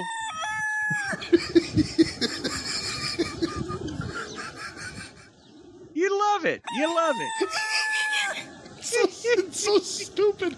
All right, I'm going to stop this right now. But anyway. All right. But anyway, I used to get shit all the time from Laurinaitis about using guys that were not on contract, even though they were outperforming some of the guys that were on contract, because I wanted my show to be the best that it could be. But if I had gone as far as, and a couple of them, two guys named Seth Skyfire and Mac Johnson, they were both painfully thin, and Skyfire was short, but they were exciting, and they could work, and the fans liked them, and they didn't give them a contract, but I had them in my tag team mix because they could work with all my other teams, and did I mention the fans liked them, and they still looked like athletes. But and right now, they would probably dwarf 30% of the AEW roster. But the point is, if Vince McMahon himself had come to OVW and saw that not only had they signed these guys, but that I was building the entire company around them when they were never, ever going to get called up to the main roster or main event WrestleMania, his head would have exploded. And I'm sure that's what happened. He looked and he said, there's some people here we can work with, and there's a lot of similar guys of similar size that are not impressive and people we can market. And, you know, and sometimes just the way it is sometimes. Everybody can't do this. You've got a music background. How many times has a record company found some guy that could sing his ass off, but he looked like Ned, like a fucking guy working at the Jiffy Lube, and had no charisma, and you couldn't package him, and you couldn't put his picture on an album cover? It happened a lot. And, after MTV, you couldn't really see rock stars with blood boils anymore. Oh, my God. And after MTV, you didn't even see Billy Squier anymore, for fuck's sake. Well, he did that to himself, to be fair. Well, no, the director of the video did it, too. Yeah, Kenny Ortega, I agree with you on that. Hey, I want to ask you a question on this topic, but let me read you a quote, because I thought it was interesting. Dave Meltzer, the other day, had a quote. This was from a WWE source on this whole NXT thing. And he said, the quote was, "No more midgets, no one starting in their 30s. They want people who can be box office attractions and main characters." And to that quote, and to everything we talked about, my question, does it sound to you like Vince wants OVW? Well, he's lost out on that because both of the principals are retired. Danny Davis in beautiful Florida and myself in muggy Kentucky. And I realize that's the realities of it, but I'm just talking about that kind of system. I mean, that was the system that churned out the main event stars for a generation. And since that time, I mean, recently you brought up how he would go there and see these guys and say, oh my God, Johnny Gargano, I can't even imagine. Damien Priest went up there. Damien Priest is one of those guys that we both looked at, especially you, and you said, This guy, he has something. Vince is going to see it. There aren't that many guys there. Damien Priest is the kind of guy that would have fit into OVW in my eyes. And I guess he must be on Raw because we are not seeing him, and that's the only thing we haven't been keeping an eye on lately. But yeah, I would have loved to have Damien Priest in OVW because he has a deep voice. It sounds like a grown adult man. He delivers his lines in an assured and confident, natural fashion. He looks like a professional athlete, and he could work. He's not goddamn, I'm trying to think of Bryan Danielson, somebody that people today would identify as a technical genius, but he can work. And he's got size, and he's got a look, and he can talk. So, of course, you use guys like that. If you have a bunch of guys as I've said, that are similar to each other and do similar things and are similar in size, that doesn't stand out. That doesn't work. It's wrestling has been likened to a carnival, to a zoo, or a wrestling roster, rather, a carnival or a zoo, or they used to say, when I first got to the WWF, well, the WWF is the land of fruits and nuts, and Vince is the head cashew. But it's got to be the cowboy and the Indian and the giant and the singer and the fucking everybody different and stand out and have their own personalities and do different shit. And between the Performance Center training, a lot of people do the same shit, and also the guys naturally doing the same shit as each other because they're all working together. The territory system of training was preferable, obviously. I don't think anybody says that the Performance Center or even OVW trained anybody like the territory system did. That'd just be crazy to say that, because guys that were just getting in the business or had been in the business 2 years or 3 years were not only working with in the ring, but sitting in the locker room with and riding in the cars with guys that had been in the business for 10 or 20 or 30 years. And they had learned different styles and different things and had different gimmicks and different philosophies within the same parameter of this is what wrestling is. And you learned all that shit. And every territory had a different style and a different flavor and a different method of promoting or booking or whatever. And that's how you learned all that shit. And now it's in the Performance Center. You have coaches, obviously, and you have veterans training, but all the guys on the roster have been in the business, 1 year, 2 year, 3 years, 4 years, 5 years, 6 years, whatever. That's a pittance of time, especially when those years have been spent on the independents, where they probably learned more bad habits than they did good things. So OVW was a microcosm of a territory. It was booked at a territory way with guys given specific positions on the roster, specific whether they're babyface or heel. Are they underneath guys? Are they middle card guys? Or are they top guys? There's clear delineation. There's clear upward movement when a guy that's been in the middle suddenly gets a victory or gets thrust into a position where now he's featured in the main events with other guys that have already been in main events. So the fans subliminally understand that this guy is now in this company for a reason. We're supposed to take him more seriously if his performances can carry that off. Guys would do angles and programs with each other. They would turn on each other and switch from heel to babyface or babyface to heel, not too often, but when there was a reasoning for it, so that they would have experience in doing all those things and working in different fashions. But everything clearly had a reason, and we weren't using 50 guys at the same time. We were concentrating on a roster of 20 guys that you would have in a territory, and then other people were training and bouncing in and out on the periphery. The Performance Center, which later became NXT, has not necessarily followed that pattern. They've got, and the house shows, they just used to go out and put guys on the card to get them experience working in front of people. Well, if you're getting experience doing something in front of people, but you don't pass taking the bumps and getting them down, you're not really being made to understand how people are booked and moved up and down cards and switched to babyface or heel depending on where they're needed and what their, what style is more natural to them in our eyes. So we want to let them do that. That's different than just being booked against everybody because there's no babyface and heels anymore, and there's no pecking order on the cards, and there's no people being featured in this period of time where other guys are being cooled off or brought up underneath to do later. It's just all out there. I don't know. I guess that's just the new way of doing things, but it doesn't work as good as the old way. It sounds like Vince may want the priorities to go back to the old way of developmental because, they've developed their own guys. Roman Reigns was their guy. He wasn't working indies or anything, but so much of the priority of NXT was Hunter's indie promotion. Ring of Honor's hot. Indie wrestling's hot. Let's get as many of these guys as we can, and we'll have our own promotion. We won't admit that we're competing with Ring of Honor or trying to hurt them, but that's what we're trying to do. And it worked until AEW. And now all of a sudden they're reassessing everything. Isn't that funny?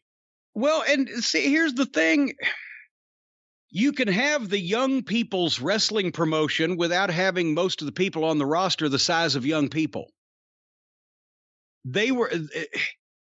I agree with what you said in that they saw that Ring of Honor was hot and the indie style of wrestling was hot at the high level. They would have never looked at the indie style of wrestling that AEW has cannibalized over the past couple of years with just the goofiness or the ultra violence or whatever. But the physical style that guys in Ring of Honor, the Richards and Edwards and Strongs and Coles and O'Reillys and etc., the physical athletic style, that's what they took for NXT with some of those indie names and Ring of Honor names, obviously, that could do that, and started going in that direction, but they lost the plot on the fact that you can make a young people's promotion. You can feature more young talent. You can have more young people's music.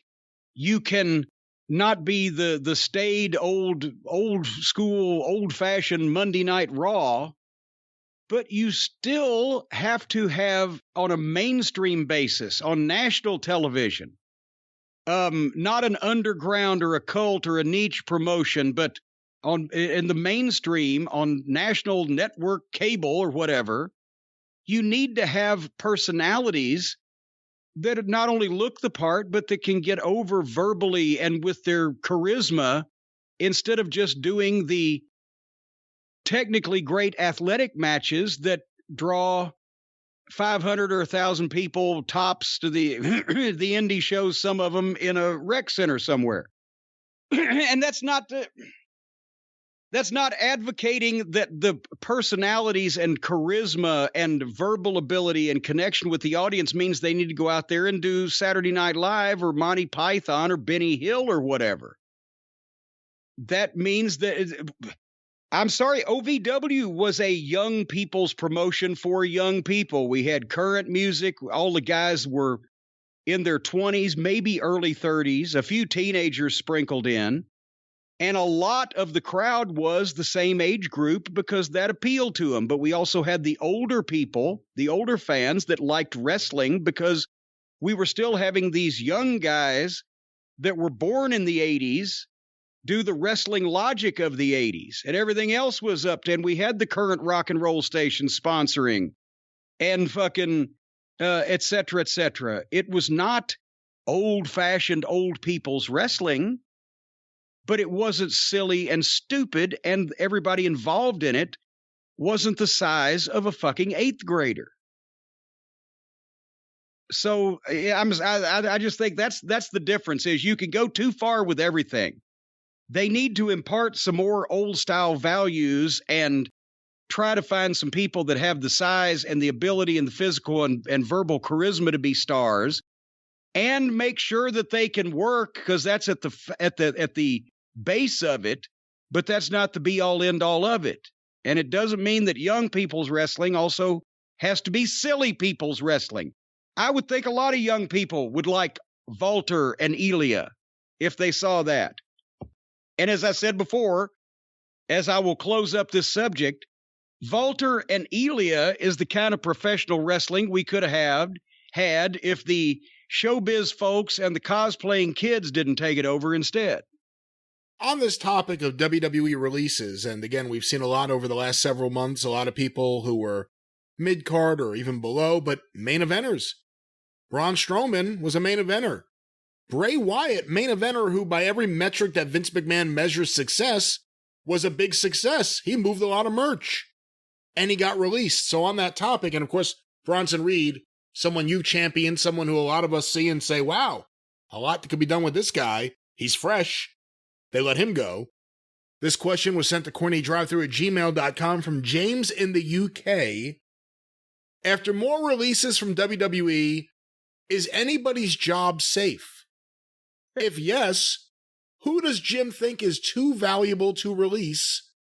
And of course, he references here the release of Bronson Reed, Bobby Fish, and Mercedes Martinez, just to name a few. But The idea of people in the locker room are now seeing people that aren't being used well, people in developmental, people who are main eventers making 7 figures being released. Should anyone feel comfortable, and is anyone's job safe? Well, there's nobody's job is safe whenever you can be let go for any or no reason. Having said that, I don't know what Roman Reigns' contract is. Does he still have the 90-day windows where they can say, well, it's not working out. It's not you, it's us, but you're gone. Heyman is a close confidant. I would think Reigns is probably protected. They're not going to release Randy Orton. He's closer to retiring than he is to going to another company. And besides, he's the one that runs everybody off by belittling and belaboring them instead of they're not going to release certain people, especially the main event guys that are figured in right now. But having said that, here's the thing. Would they have released Bray Wyatt 3 years ago before they set him on fire and burned him to ashes in the middle of the ring and done everything else they'd done with him? Probably not. It's not we've said this before. At some point, everybody needs to go somewhere else. How can I miss you if you won't go away? They have probably said, you know what? I can see even Vince saying, well, God damn it, pal. What the fuck? We've boxed ourselves into a corner now. We let creative do this. And, and now they've set him on fire. What else are we going to do with this guy? We've burned him alive, set him on fire, all the supernatural shit. It needs a rest.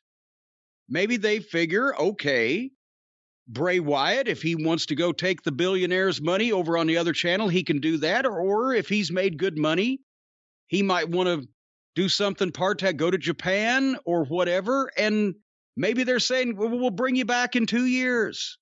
How long does it take to get over being burned alive on public television? Nobody can stay forever. They got tired of Hogan. They got familiar with Flair. Everybody gets complacent. Lawler used to say this all the time, in Memphis.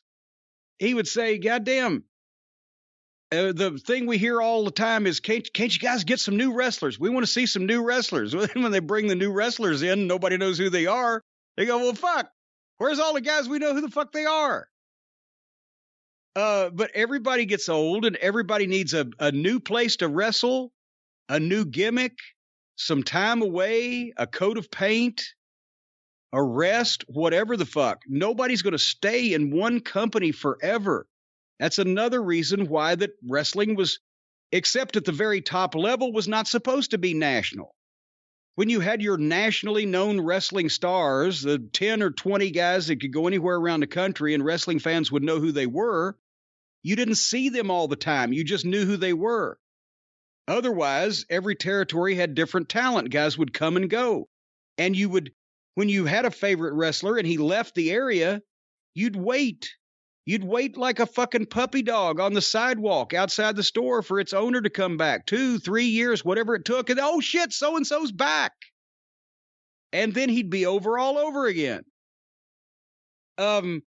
Now everybody's on TV that means anything until they're past the point of people being tired of them, and then they release them. Well, now they're starting to release people before people are really tired of them, but maybe the company is. Maybe he said, well, they've made a lot of money in merchandise, but what are they going to do over the next 2 years versus what I'm paying them? Is there anything left in this gimmick? Couldn't we fucking let this guy go and bring something new in and bring this guy back later if he so chooses to? It's a modern thing where wrestlers believe they're going to stay with the same company for years and years and years and years. Again, in the territory days, a lot of the preliminary guys made their careers work in different territories for 3 months at a time. Can you imagine that? Every 12 weeks, okay, we gave you your 2 weeks notice, but we got you booked in Kansas City. Okay, I'll go to Kansas City for 12 weeks. Top guys stayed, depending on the size of the territory. In Memphis, it was the baby faces that homesteaded because Lawler was integral. Most of the time he was a baby face, even when he was a heel, but a lot of the baby faces would homestead. And once you got over as a babyface in Tennessee, you would stay over. So they would feed the heels in and out to the babyfaces. In other territories, it'd be different. You might have your one local hero, but Ray Stevens was the top guy in San Francisco when he was a heel for the first 5 years. And they would feed baby faces to him. Your top guys stayed. It had been a remarkable run. Probably only in the Carolinas, only working for Crockett, would guys stay in those days 2 and 3 years at a time because the territory was so big and ran so many shows. But so, that's the problem with only having one major company, one upstart company, and a bunch of, keep you busy companies, is that unfortunately everybody needs to go somewhere, but most of those places don't pay very well. And some of them have very questionable talent picking talents. If that helps anybody. Well, a lot of people may look at some of the names that were released, and quite frankly, if you talk to some of the talent may tell you that they think the executives there may be nuts. Nuts! Right now, they don't realize that on this show, that's actually a compliment, not an insult.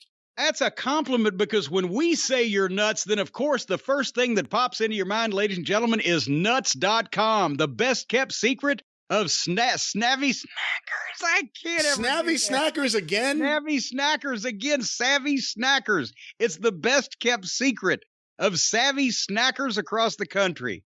That's like Stacy can't say Cracker Barrel. She says Crackle Bearer. Anyway, folks, nuts.com. I've told stories about some issues I've had in the past with other food delivery places. Well, they're all held to the standard of nuts.com. I mean, they are knocking on your door to hand you your nuts moments after you have ordered them. It's definitely the next day at the latest.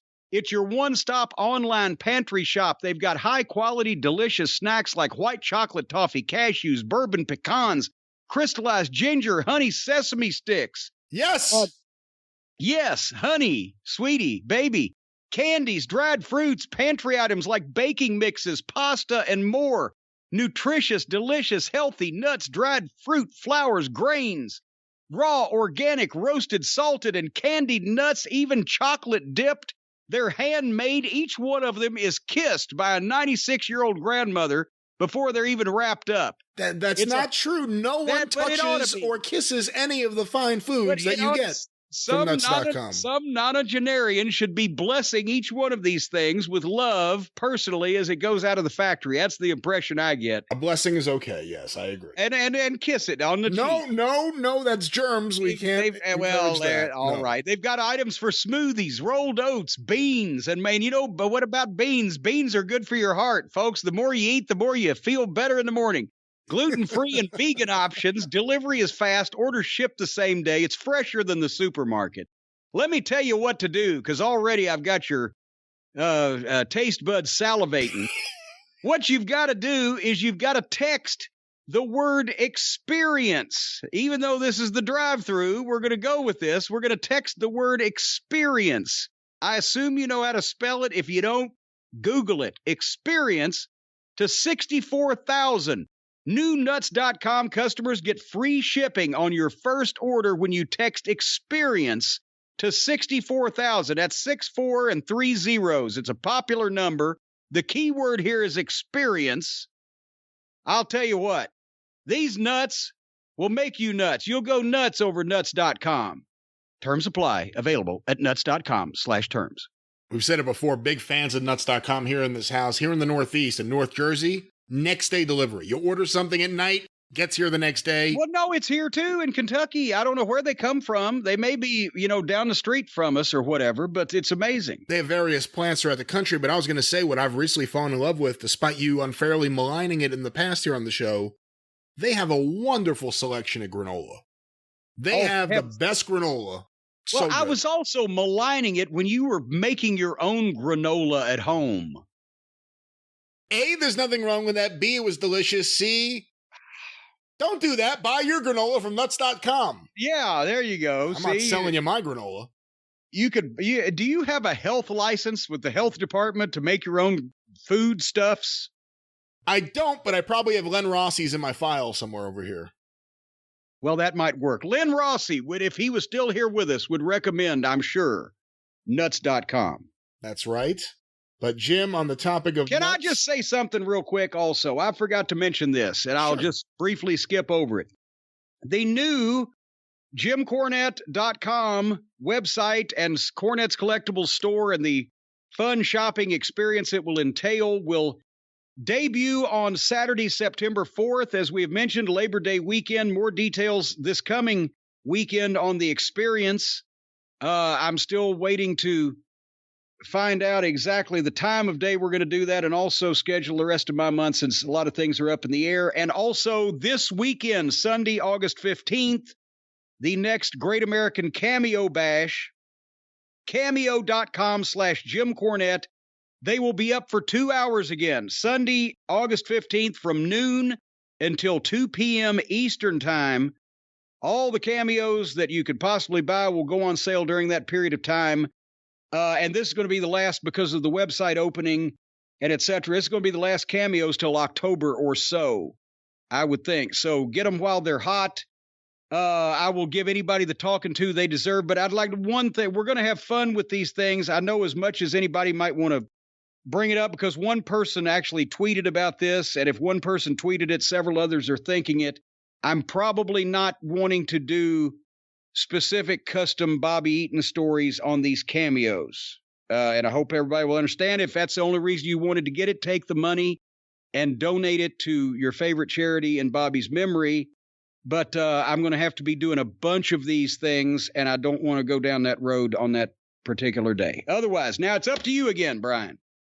Well, speaking of people not wanting to go down a certain road on a certain day, Jim, a lot of questions have come in about a topic we talked about just recently on the show, I think last week.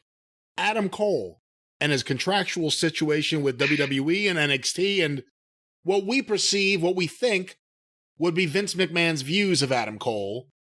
And I know you had some thoughts about Adam Cole and I guess how he could be used or how he could be sold.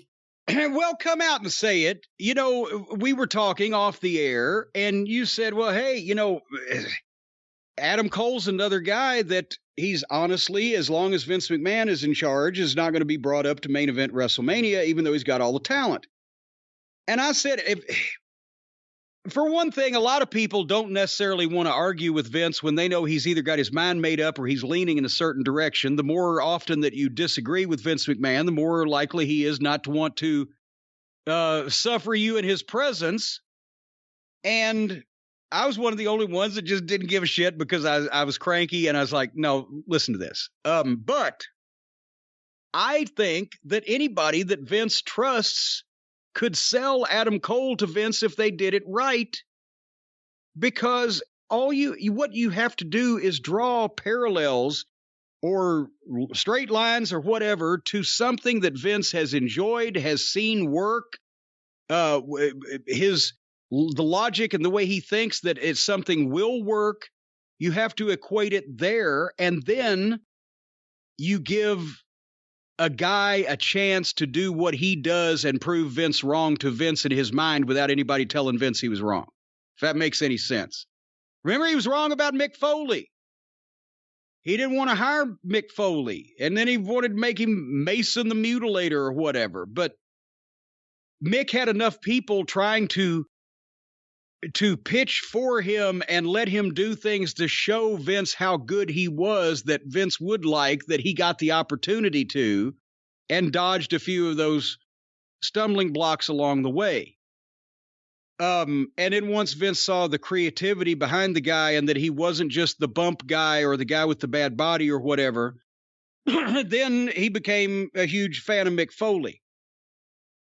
Adam Cole can work his ass off. Adam Cole can have tremendous matches. Adam Cole's technical work and his selling and all the things that go into the in-ring performance are excellent. Adam Cole also looks like an athlete. Just unfortunately, he looks like a small athlete. But he also looks like a rock star because he's a handsome guy. And he's got the hair and he's got the look and his promos. He takes that horse shit, all that happy horse shit, as Ole Anderson would say, that they give these guys to say in these long, drawn-out, dramatic stories, and somehow he verbalizes these things and crows and gets himself over in a matter that it makes it look natural that he's saying these things, that he might be the guy saying this rather than he's saying something somebody told him to say. He had success with being the centerpiece of a group of heels that could talk somewhat, but that Cole was doing primarily the talking, and he was the fucking boss of that group. He's got a physical charisma that obviously people like to watch him and get over, and the Adam Cole Bay thing with the fucking the entrance and the audience participation. The only thing that Adam Cole is missing is, instead of being 6'2" and 230 pounds, he's 5'10" and is he 200? Whatever. But he looks like a professional athlete, again, just a small one. So you don't go up and tell Vince, this guy's the next Ric Flair. Vince, this guy is the greatest worker. Even though it might be true that he's the greatest worker in the fucking on the roster, Vince don't care, because he's trying to look at him in a pay-per-view main event or a WrestleMania main event, the Big Show, whatever. But who's Vince familiar with in the past? Here's one thing. Remember, you're actually too young, but this may have been a thing even when you started watching wrestling. But when Roddy Piper first entered the WWF, at that time, was it still the WWF? 82? Well, no, it wasn't. In 79, when he went up there, was the WWF. Well, when he went up there the first time. Yeah. It was still the WWF. But Piper was put into the position, something similar to like when they got him into Atlanta by being the commentator and then worked him into, he was a wrestler, but you saw him as a commentator. Piper was in what they used to call the player coach position. He wasn't a manager per se. He was a wrestler and acknowledged as a wrestler, but he also had guys around him that he did the talking for. And obviously, the first WrestleMania, Roddy Piper was the key to the heel team. And, in various places, didn't they do that something like that in Los Angeles, too, when he had a group? And he definitely had a group in Portland, didn't he? For a while there. Am I thinking incorrectly? The point is, the knock on Piper when he got into business at first, before he got bigger, and he was bigger than Adam Cole, but he was still small for that era. So they made him sort of a player coach to where he's got heels around him. The point is, I would draw one of those parallels. I'd say, Vince, this guy can talk his ass off. He can get some heat. He's got that cocky personality. He can work, but we don't need to feature him as a wrestler. Put him on TV in 5-minute matches with guys that are complete flunkies and let him win and crow about it. And let people be going, oh, he's fucking beating nobodies. What the fuck? Meanwhile, he's still getting wins. He's still on TV. And find two heels, not a tag team, but just two other heels that Vince kind of cares about, but he's knocked them because they can't talk. And is there any way that we can fit them into Adam Cole's periphery, like the Undisputed Era were? Now, they had an advantage because those guys were all friends beforehand. They were all in Ring of Honor, and they fit together. But can you find two other heels that Vince has sold on? Bigger guys, not giant, don't have to be giants, but bigger guys that can't talk. That's the missing part of their puzzle. And suddenly they form a little friendship. And then is it the modern day Ernie Ladd and Ivan Koloff and superstar Billy Graham, the trilogy of main event heel terror? Then you've given Adam Cole a spot to where he can be featured as a wrestler, and you've given Vince a reason to nullify some of his drawbacks because he's helping to get heat on these two other guys that he's in this group with, and see if you can get three fucking heels over. But if not, you've given, and then the time that Adam Cole gets in the ring against top guys is when he needs to get his fucking ass kicked. But you keep putting that off as long as possible, because as long as they can't shut that mouth, that little prick's going to keep on talking, and he escapes and gets away from it. you stall for time until Adam Cole, as a talent, as a human being, as a good employee, and doing the things that he does well, could grow on Vince. That's, I think, the best way to get somebody. I mean, anybody else that size, I'd say don't even fucking try. Don't die on that hill, as Jim Ross would say. But Adam Cole is so talented. You want to use a guy like that regardless of the fact that he just genetically is not fucking 235 pounds. Here's the problem. Unless Vince in his head and publicly says that he's 100% gung-ho for Adam Cole, he's going to have Bruce in one ear and Laurinaitis in the other one telling him every reason he shouldn't like Adam Cole. Oh, I'm not saying that they wouldn't do that, because they're, that's the thing, is that they don't want to take a chance on being wrong about anything, even if they would be right and Vince just would see it as wrong. They don't want to take a chance on being wrong.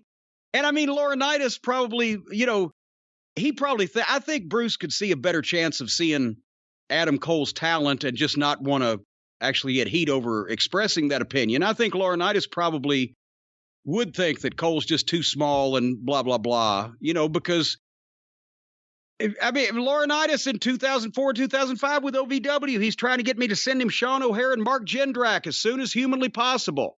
I said, I don't think I will live long enough for Mark Jindrak and Sean O'Haire to be any better than these other 15 guys, the Bashams and the Jeters and the Dinsmores and the et cetera that we've got.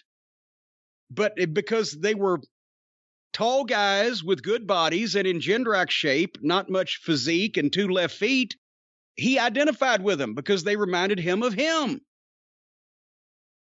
But I'm just saying, I could sell Vince if nobody else was fighting me. I could explain to Vince how he could use Adam Cole, but everybody else would be fighting it. So, that's why I'm not there trying to convince Vince of anything anymore. Well, Jim, our next question sent to CornyDriveThru at gmail.com from Charlie in Starkville, Mississippi. Ric Flair recently said he wants to wrestle again. What? Tony Khan most likely would let Flair step back into the ring with AEW. What are your thoughts on Ric Flair wrestling again? And for the record, we don't know what Tony Khan would want to do with Ric Flair in the ring. I can't imagine he would want that, but... I'm trying to figure out where Charlie heard Flair say he wanted to wrestle again, because it seems like that would have been bigger news, and I know we've been distracted lately, but I have not heard that quote plastered on the side of every building in the country. I'm not saying he doesn't. I'm not saying he didn't say it. Whether he's serious about it, I'm sure Ric Flair would say, I'd like to wrestle again. I'd like to fucking manage again. But I'm a fucking older fucking individual that can't bend over and stick a flag in my yard without paralyzing myself. So I'm not going to manage again, because it would be a lot of fun and I would want to take a bump and I would hurt myself and then cuss myself for the next week or 2 weeks or a month or whatever. Flair loved working, just like I loved managing. I'd like to wrestle again if I wouldn't hurt myself if I did it, because now that the bar is so much lower, everybody talks about every time they show a clip of me throwing a punch or dropping an elbow, shit, Cornette's better than all the guys today. Yes, back then I was the shits. Now I'm great. So I'd like to do it again. Flair would like to wrestle again because he was the best. You never get tired of doing something that you liked doing for so long and not only made money at, but had fun at. And it was something you did. Some people will go whitewater rafting, right? But there has to come a point where you realize that either you can't do it like you did it before, and then you're just going to look bad to people, and it's going to be a downer, and they're going to go, I hate to see that. Or you're going to fucking hurt yourself. And, the last matches that I really enjoyed being ringside for were the Midnight and the Rock and Roll reunion matches. And even that they were taking it easy, but the people were forgiving. And also those guys knew how to do their shit and get away with it. And they didn't have to do all the shit they used to. But Ric Flair could not get in the ring now and I'm surprised he could do what he did 30 years ago. 30 years ago. Most normal humans couldn't have done that then. So he couldn't be Ric Flair now. And he's had a lot of health issues. So, no, nobody, I don't think, would want him to do that because they'd be worried about Rick. And I can't, at this point, with everything he's gone through, believe that he said it like, I want to wrestle again, and he's going to take action to set that up. I think it was, I'd like to wrestle again because we'd all like to do that shit that we used to do again. But saner heads have to prevail. Don't you think? You would think, but let me ask you this. If AEW does sign Rick, like so many are assuming will happen, do you let Rick take a bump if he wants to take a bump for an angle or something? It's tough. I mean, I'm not his doctor, and I don't have a complete list here of everything that he's had go on. But why would you? Why, don't. And it's this is coming from the biggest fan of Ric Flair in the world, but I don't want to see him get hurt.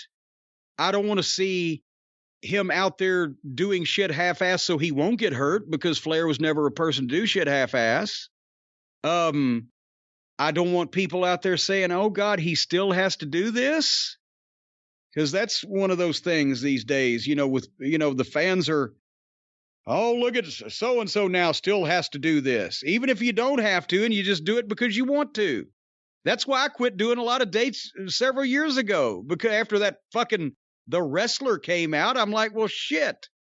Now everybody's going to think I'm here at the goddamn, fair in Pikeville to see, because I need the money instead of just to see Ken Cantrell or some shit. And now the Necro Butcher's like the Luthez of garbage wrestling. Yeah, Jesus Christ. So, but anyway, I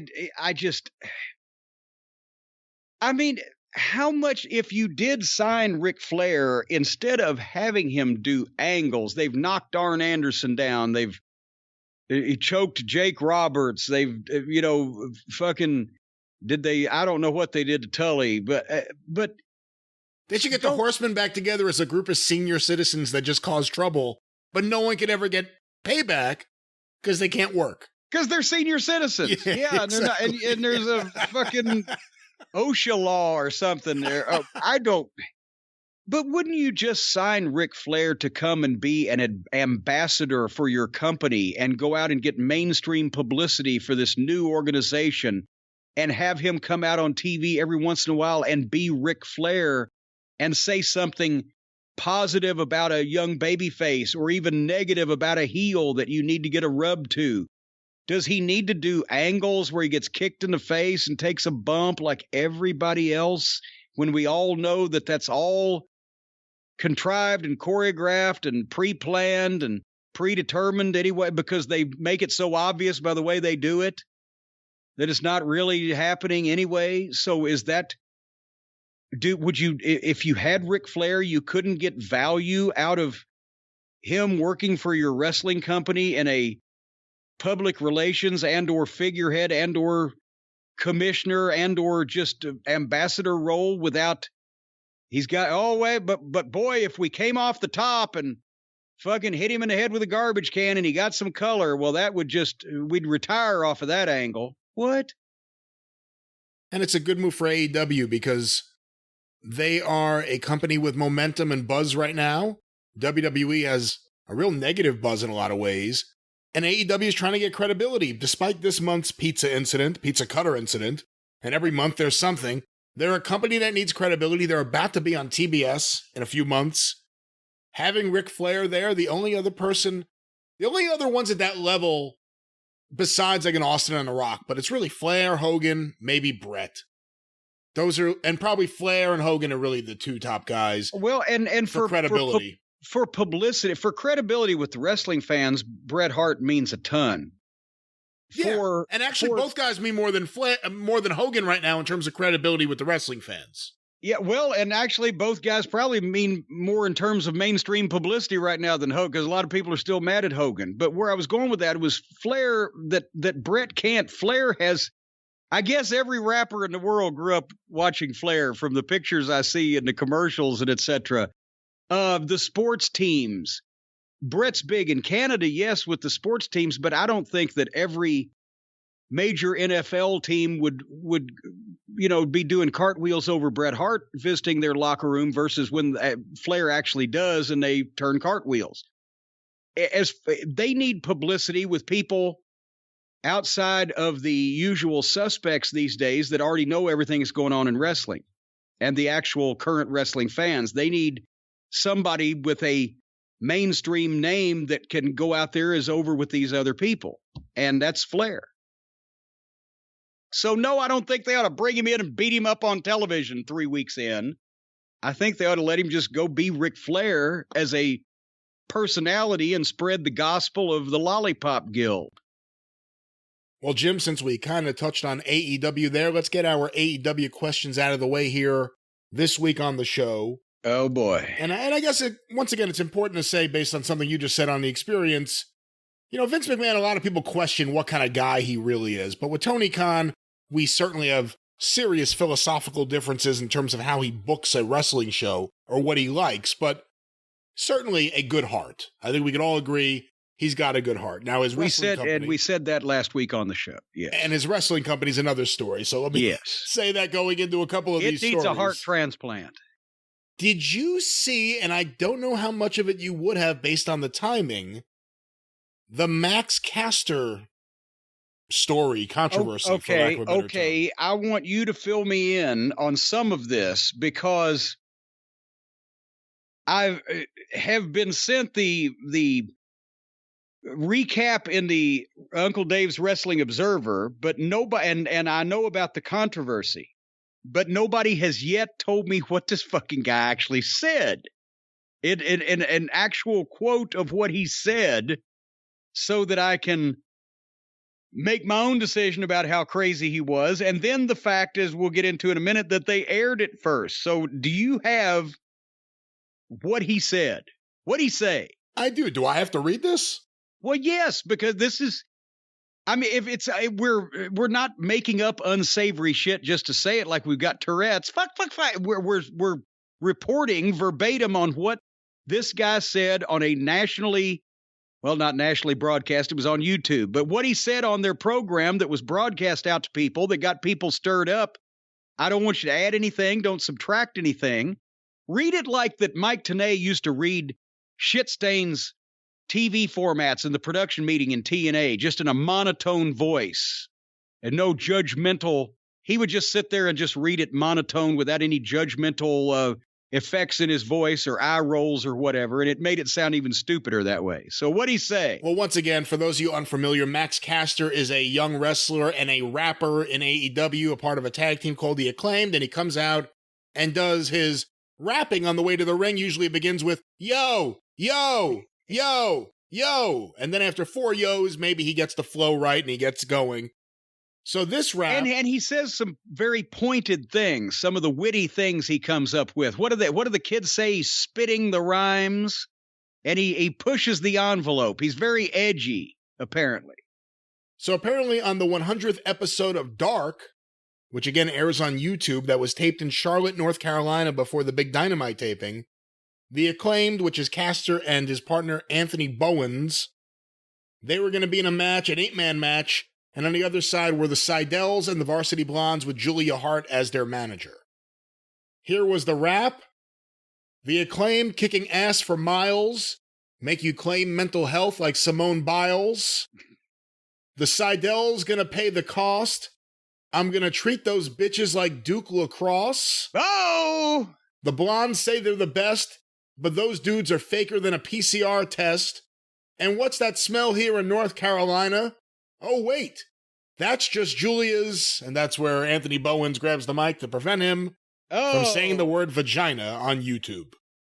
Well, at least he should have got there about 2 lines previously, and all this would have been under control. Now, once again, just to the earlier point to clarify, this did not go out live. This was something taped and went out after the fact. Yeah. I'm about to get there. As far as the content, I like the Simone Biles reference because it's newsworthy. It's happening right now.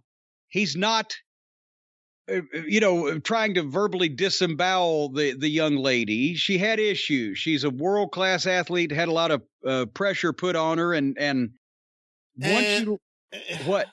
I don't think you can look at it that way because part of the see, this is what makes it so uncomfortable. Hold on one second. I would just let me finish to say, but she had a lot of pressure put on her. And as an athlete, high level in anything, once you can't see it in your head, once you doubt yourself, then you're in trouble. So she pulled herself out of the thing for a while, but it's a fucking topical line. You can't do it though, because why did she pull herself out? Why was she having all these issues over there? It wasn't just because she was the face of USA Gymnastics.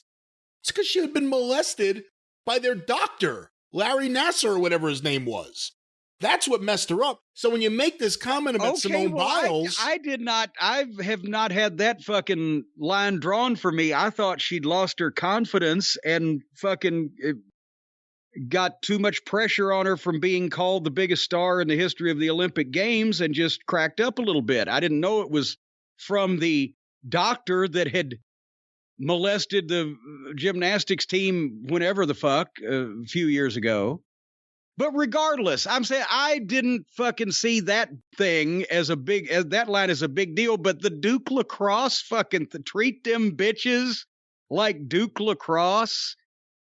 That's actually, it turned out not to be legitimate rape, but actually a false accusation, but a big fucking stink. That didn't need to be in there, in my opinion. And then at the end of it, poor old Julia Hart, she's such a smiley little girl. What's she, like 19 years old? Yeah. I don't think, just for fucking YouTube, I don't think you necessarily need to go there. But I didn't have a problem with the Simone Biles line because that was topical and newsworthy. I probably would have done the same thing. Not knowing about the diddling going on from the doctor. Yeah, see, that would have prevented me from even bringing her name into the conversation. There's no benefit to it whatsoever. But again, this went out on AEW Dark, which airs on YouTube. And then once people heard this comment, heard this rap, people were outraged, and rightly so. Well, but this is where it starts to get familiar to me. Because like you said, this wasn't live television. This wasn't even live YouTube. This wasn't live anything. They taped it, they put it in the can, and somebody aired it. Now, as I mentioned a couple of years ago when I had a similar situation with the NWA, if it was on live TV, people are upset, it's the talent's fault. But any television program that I have ever aired, that I have ever been in charge of, 200 episodes of Smoky Mountain Wrestling, 300 episodes of Ohio Valley Wrestling, 60-something episodes of Ring of Honor Wrestling, anything that didn't go out live, that was on tape, that I blessed on the program that I was in charge of, if anybody had anything to say about it, it was my fault. Whether I was on the show or not, because it was my fucking show. That's the difference. If your talent fucks up live, then you can be hot at them. If they fuck up on tape, you got to be hot at yourself, or elsewise, fuck you, right? Which is basically the conversation in a nutshell that I had with old Liver Lip Lagana. But you can't just pick selectively. Well, I listened to it and blessed the show and the final cut and thought it was fine, and I didn't get upset, but a lot of other people got upset, so fuck this guy. No, fuck you.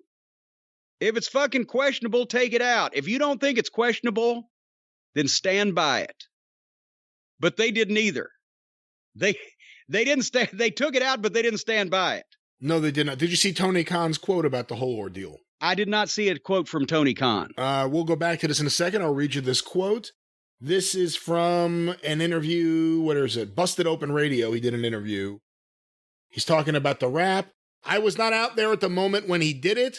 It was not during Dynamite. I was out back when Max said this rap. I had not heard it until last night, truthfully. In the editing process, it should have been caught. We deleted the episode and reposted it with that edited out, but it should not have aired. I put such tight controls on Dynamite. I put such tight controls on Dynamite. Wait a minute. You mean that the shit that's on Dynamite has to pass through tight controls? I put such tight controls on Dynamite. And this would never have happened there because Max's raps I have always gone over them with him. And frankly, every segment on Dynamite, I don't script or write wrestlers' promos, but the bullet points I give. In this case, it shouldn't have happened. What will happen going forward... Wait a minute, he doesn't give the rapper bullet promos on his rap, does he? He said he goes over the rap usually with him beforehand, but he didn't. Well, that's that going over it is, what are you going to say, Max? I can't imagine he's giving the rapper bullet points. Yeah, but there's a little bit more. Who edited the show? Sounds like that's who we ought to be mad at. What will happen going forward is I will be taking over the editing of Dark and Elevation myself. Well, he needs more to do. I was already editing Dynamite and Rampage, and I do a lot, and now I will also be editing Dark and Elevation. It's unfortunate that it came to that. Well, sounds like he's kind of slamming someone without slamming them, and then just saying, I already do all this, now I'm going to do this too, and it's your fault. Yeah, but at least in this case, it was the person making the apology was not the exact same person that aired the program. In my case, the person apologizing for me was also the one who edited and aired the program. So at least Tony slipped that out. But I got to be honest now, we know that Uncle Dave is awful complimentary about the folks over at All Petite Wrestling. And, I got to think that this is where he would draw the line, right? And make a stand on this kind of unsavory behavior. Because after all, I put out a fucking recycled 35-year-old Evel Knievel joke on YouTube for the NWA, and he wrote a 2.5-page obituary on my career that it was over.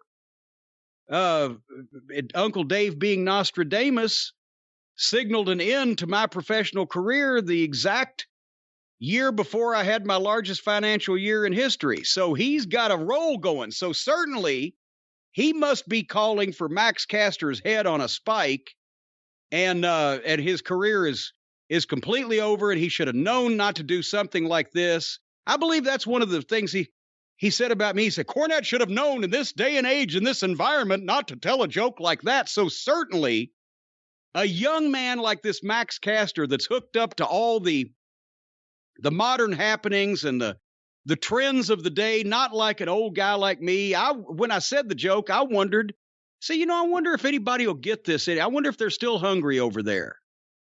But Max Castor, being a young man, knows all this stuff. He should know what to say and what not. So did Uncle Dave declare that his career is over? You know the answer to that, Brian. Unfortunately, you know the answer too. And despite, like we said, there are a number of similarities in the two situations, I will be surprised if Max Castor does not somehow drop the name Lagana into one of his raps going forward about how he's edited. But there are a lot of similarities. Well, let's hear what Uncle Dave had to say about Max Castor, whether he wrote his obituary, his professional obituary. As for the rap itself, it was taped on 7/28 in Charlotte before 7,000 fans, and absolutely no controversy whatsoever took place. We didn't hear a word about it from multiple correspondents, nor was it a social media story at all. It aired unedited, which did lead to controversy. Wait, we didn't hear a word about it from multiple correspondents, nor was it a social media story at all. But after it aired, it led to controversy to the point, well, I guess it's hard to have controversy about it before it aired. But after it aired, it led to controversy to the point AEW took down the episode and put it back up with the rap edited out, which made it an even bigger story. Boy, this sounds familiar. Show airs, nobody says anything till everybody gets on Twitter, doesn't like something, and then it becomes a big story. This led to people trying to get AEW to fire Castor. Apparently, that surge of people was led by Liver Lip, who don't want the trend to get started there. But anyway, blah, blah, blah. More about the Duke lacrosse case. It probably wouldn't have been used by Castor because it's a case most have forgotten about, except they were in Charlotte and Duke is in Durham, North Carolina, which is about 180 miles from Charlotte. So that's like me talking about a famous Atlanta history happening over in fucking Birmingham, Alabama. But anyway,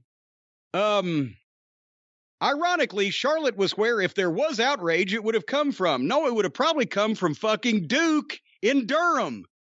And nobody said a word. In social media, it became magnified. Castor's raps are always about pushing buttons and doing remarks that some would find tasteless. Not like you. Not like me at all. And the same rap included a line about what Julia Hart smells like. Which, once you start examining everything in comedy and every line of a rap, you can be offended by it. That said, in this case, the line was stupid. Tony Khan, who wouldn't say anything about Jericho versus Gage because of the sensitive nature of Domino's being a big sponsor of Warner Media, did comment on this and apologized and said the rap shouldn't have aired. But Max Castor, I guess, is fine. But meanwhile, those 35-year-old Evel Knievel jokes, Uncle Dave will write you a 2.5-page obituary. Thankfully, that led, as I mentioned, to my biggest success of my professional career. But yeah, I think poor Lagana, now we know where the fuck he hired on at. He's editing Dark. Isn't that, and actually, seriously, do we have to get racial on the names of the YouTube programs? I do not think that's the intention. That's another thing. You know that. People are going to be carrying signs about that soon. Stop it. Anyway. Well, let's get a few more questions before we keep going down whatever road we're heading down. Jim, another AEW question that people are sending in as we are recording. I'm looking at the times. Yeah, this is as we're recording, people are sending this in. Did you see anything earlier today about QT Marshall and Shaq? Okay, no, help me with this, because I did not. Okay, I'm trying to find one of these emails that actually makes sense here. Well, I was about to say the tease, unless they were playing a very one-sided game of one-on-one. I don't know what QT and Shaq are doing. Well, this email was sent to CornyDriveThru@gmail.com from Mateo in Massachusetts. QT told the story about how he told Shaq there'd be a pad under the table for the big bump Shaq took, and then they just didn't put one out. Surely if this had hurt Shaq, they'd been basically sued out of business. And here's the exact quote. Let me try to pull this up again. These emails are all over the place. He said something about maybe going through some tables, and I told him, oh, it won't be that bad. We'll just put a really thick pad underneath, which was not true, said Marshall. I just didn't want him to back out of it. So it was a lot of fun. As soon as he came in the back, right away he said, you lied to me. There was no pad under there. That's wrestling. Welcome to wrestling. What the fuck? Oh. And, here's the problem for one thing. I mean, this is burying the lead, probably, or the intent that most people were upset about this. But what does it say about our business that when some outside celebrity, entertainer, sports star, whatever, come and does something with wrestling, the first thing they say is, hey, do I get to go through some tables? Like that would normally have anything to do with the fucking wrestling business, except what they've done to it. So now that's like, I was hot in the fucking 90s, late 90s, when the WWF action figures were coming out, and they were putting like toilet seat lids and crowbars and crutches and brooms and all kinds of shit in with the action figures because somebody at the toy company had watched an episode of Raw where they did a fight in the fucking kitchen or whatever. And I'm like, what the fuck does it? And guys who didn't even use gimmicks in their matches now comes with whack and chair action, or some shit. So now mainstream celebrities that come into this company, that's the first thing they think of. Oh, I'm going to do professional wrestling. Can I go through a table? That's the first thing that's wrong with that. Second thing is, why would you ever say, no, we'll put some big, thick pads underneath the table? Because people will be able to tell if you put big, thick pads underneath the table. You're doing it out in front of people. And I think only Jericho's the one that gets away with falling on fucking, inflated Ziploc bags and calling it concrete. And lastly, why would you tell this fucking major celebrity that you're going to put big, thick pads under there if this story is indeed true? I can't believe... Number one, I don't know why QT would have the the responsibility given to him to be dealing directly with Shaquille O'Neal? Shouldn't that be somebody higher up on the food chain, like at least a Tony Khan or a Cody Rhodes? Well, we've recently learned that apparently QT has a range of responsibilities at the executive level, and this is now in the last 2 stories about this. The last one was QT basically saying that they just stay up all night and do this stuff, and no one knows what they're doing, and now it's, we had this big celebrity, and we wanted him to do a spot, so I lied to him to get him to do it on live TV. I'm just, that's what I've said. If this story is indeed true, they're all crazy. Because then what if Shaq really got mad that he didn't have the pads that he was promised? Or what if he got hurt and he's trying to explain to his board of directors at Papa John's Pizza or whatever, no, I'm sorry, I can't shoot the commercial because they didn't put the padding under the fucking table that I fell through on the wrestling show. I'm dumbfounded at all of this. As I said, if somebody of that level was on the show, I guarantee you that Vince McMahon or his trusted right-hand assistant like a Pat Patterson or a Triple H would be the one dealing with him from start to finish, and there would be no bait and switch on any fucking special effects that were asked for. And to be quite honest with you, if Shaquille O'Neal had told or asked anybody in the WWE if he could go through a table, the response probably would have been no. No, you're going to put somebody through the fucking table. Well, one thing I think that is clear is that if it was my wrestling company, I don't think based on these interviews I've read, I would hire QT Marshall as an executive, but at a minimum, I would tell him to stop doing interviews. Yes, he's leaving a great paper trail for potential future personal injury lawsuits, isn't he? Speaking of which, perhaps Shaquille O'Neal or Snoop Dogg or another celebrity who has appeared in AEW will say, hey, I was lied to. I landed on my head. I was told people would catch me. I was told to be a crash pad like Jericho had. Perhaps they want to sue. Well, if they do, you know who. Call Stephen P. News.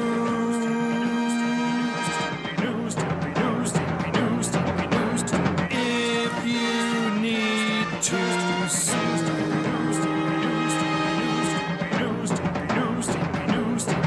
An outlaw mud show or two. He'll sue the rest. And I've got to tell you and all the rest of the people here, I'm pissed off at Stephen P. New, the consigliere of the cult of Cornette, newlawoffice.com, 888-692-8084. I'm pissed off at Stephen P. New. Brian, do you know why? I don't know why. No. Because he informed me that the event this past weekend in Beckley, West Virginia, that the New Law Office was the sponsor of the Bash in Beckley, courtesy of All Star Wrestling and its fine promoter, Gary Damron. At 5 o'clock the day of the show, they already had a number of advance tickets out that would indicate that it was bigger than any Smoky Mountain Wrestling event we ever ran in that goddamn building. And for that, I'm pissed off at him that he didn't get born and graduate law school and come along at a time that he could have been sponsoring those events 30 years ago, and we all would have been happier for it. But, however, if you want to get happy, Stephen P. New will tickle the cockles of your heart when he goes into battle for you, ladies and gentlemen, and restores you to your proper place in the community and brings to you the fulfillment of your rights that you have when you've been infringed upon by some greedy, heartless corporation. And also, Stephen was instrumental in going and bringing Dennis Condrey to the event this past Saturday night so that he could be there when they did the 10-bell salute to Bobby Eaton, and we appreciate that also. But if you have been the victim of malfeasance and ugliness, such as the assaults on patients at the Veterans Administration Hospital that New Law Office has been righting the wrong of, or the poisoned groundwater, or the defective earplugs, or the cancer-causing agents and everything from talcum powder to these Philips CPAP machines that have been recalled, that a lot of our listeners, or if we write it down, you'll read it, then you'll get in contact with us. But a lot of the listeners have been saying, fuck me running. I didn't know that the machine that I'm using to sleep was leaching cancer-causing agents into my system while I'm in the land of slumber. So we've got that out there. But anyway, whatever you have, Stephen P. New at newlawoffice.com, 888-692-8084 can help with the situation. And if you need to run the Raleigh County Armory in Beckley, West Virginia, do not unless Stephen is sponsoring it, because you'll die a financial death. All right. Well, before this show dies a aesthetic death, a lingering death, let's get a few more questions. Jim, this one was sent to CornyDriveThru at gmail.com from Chris Bishop in Gloucester, England. I would like to get your feelings on this recent quote from Kevin Nash. Quote, "I'll say it to the day I die. One of the biggest parts of our business that died after the Hell in a Cell was when Mick Foley fell, whatever he fell through the table, because now we took a work and made it a stunt." Ooh. What are your thoughts on that quote? You know, as much as I have never been a fan or close friend of Kevin Nash's, and as much as I love Mick Foley, Kevin Nash is pretty on the ball there. It's in a lot of hindsight, because I mean, I was shy. I didn't know he was going to do it beforehand. I was fucking freaked out and lost my teeth when I saw it live, when it actually happened and he did it. I was worried about him afterwards, especially with all the other shit that went on in that match. I told him afterwards, I said, please, Cactus, do not ever try to top that, because you can't. And but at the same time, to see a human being, and he took the bump for real. I mean, it's not like it was computer generated. So he took the bump for real, and not only got up, but continued and finished the match and did other shit. When you think about it logically, applying the logic that I normally apply to wrestling, how could anybody ever sell anything ever again as a hospitalization situation? And honestly, I thought at the start, my God, because I didn't know what they were going to do. I thought, my God, if he can't get back up, it probably won't cause a riot that they didn't get to see the match, because of the level of the bump and the pop that it got, and the fact that nobody really expected he was going to get up. So that's in one case, he could have taken that fucking bump and not had the rest of the match. People would still remember it, because it was real. You could tell there was nothing fake about that. This motherfucker got thrown from a 20-foot high cage through and even if the table was, they gimmick those announcers' tables by taking the pins out of them so that the pieces fall apart more easily. That doesn't mean that it's a foam rubber table. It's the goddamn real announcer's table, and it's on the goddamn real concrete floor. And Cactus was really goddamn nuts to do that. And not in the goodnuts.com way. There can be a point made that was a start of everybody trying to top the shit, everybody trying to do the same kind of shit, everybody trying to do stunts for the memory of the 1 second thing, or for it to go viral or whatever. And it's not something that most people could do. Definitely nobody of mixed size. You get the Leo Rushes and all these goofy outlaw guys like the Jelly Nutellas that take bumps off the roof through all kinds of shit. But the thing is, if the eventual, definitely something's going to happen eventually. And when it does, these people are not, they had no other way to get over otherwise than doing that. They're on outlaw shows in front of no people, being shot with a VHS camcorder 25 years ago, or now with an iPhone. They're not on television. They're making no money. This is the only way they could ever be stars. Cactus didn't need to do that. He wasn't in that position then. He was already in the main event of King of the Ring. So it is encouraged and incentivized people to do this type of stuff. But it's still, the only ones doing it are the ones that have no other choice, because they're not going to get over any other way. You're not going to find any big mainstream stars that are going to ever try shit like that, or be allowed to in the WWE. And the people doing the shit in AEW, it's not going to get them over because it's not an unusual thing for all this crazy shit to happen. It's several times a show, so it doesn't stand out. But it did start people thinking, well, if I do this stunt instead of something that is theoretically a controlled work that can be done safely by a talented, athletic adult man, there's a reason to believe that this will turn out well. That's working.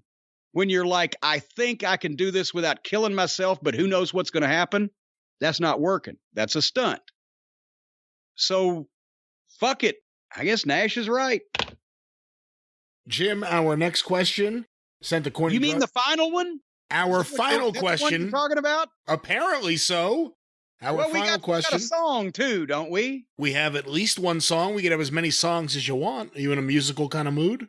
Don't get fucking crazy there, cowboy. I got a heating pad to get back to. Well, the cowboy has one last question. This was sent to CornyDriveThru at gmail.com from Carl in Oldham, England. I'm going through the Attitude Era again, and I'm in the late 90s. Did everyone in the crowd have a laser pen? I watched a segment where Undertaker announces the birth of the Ministry.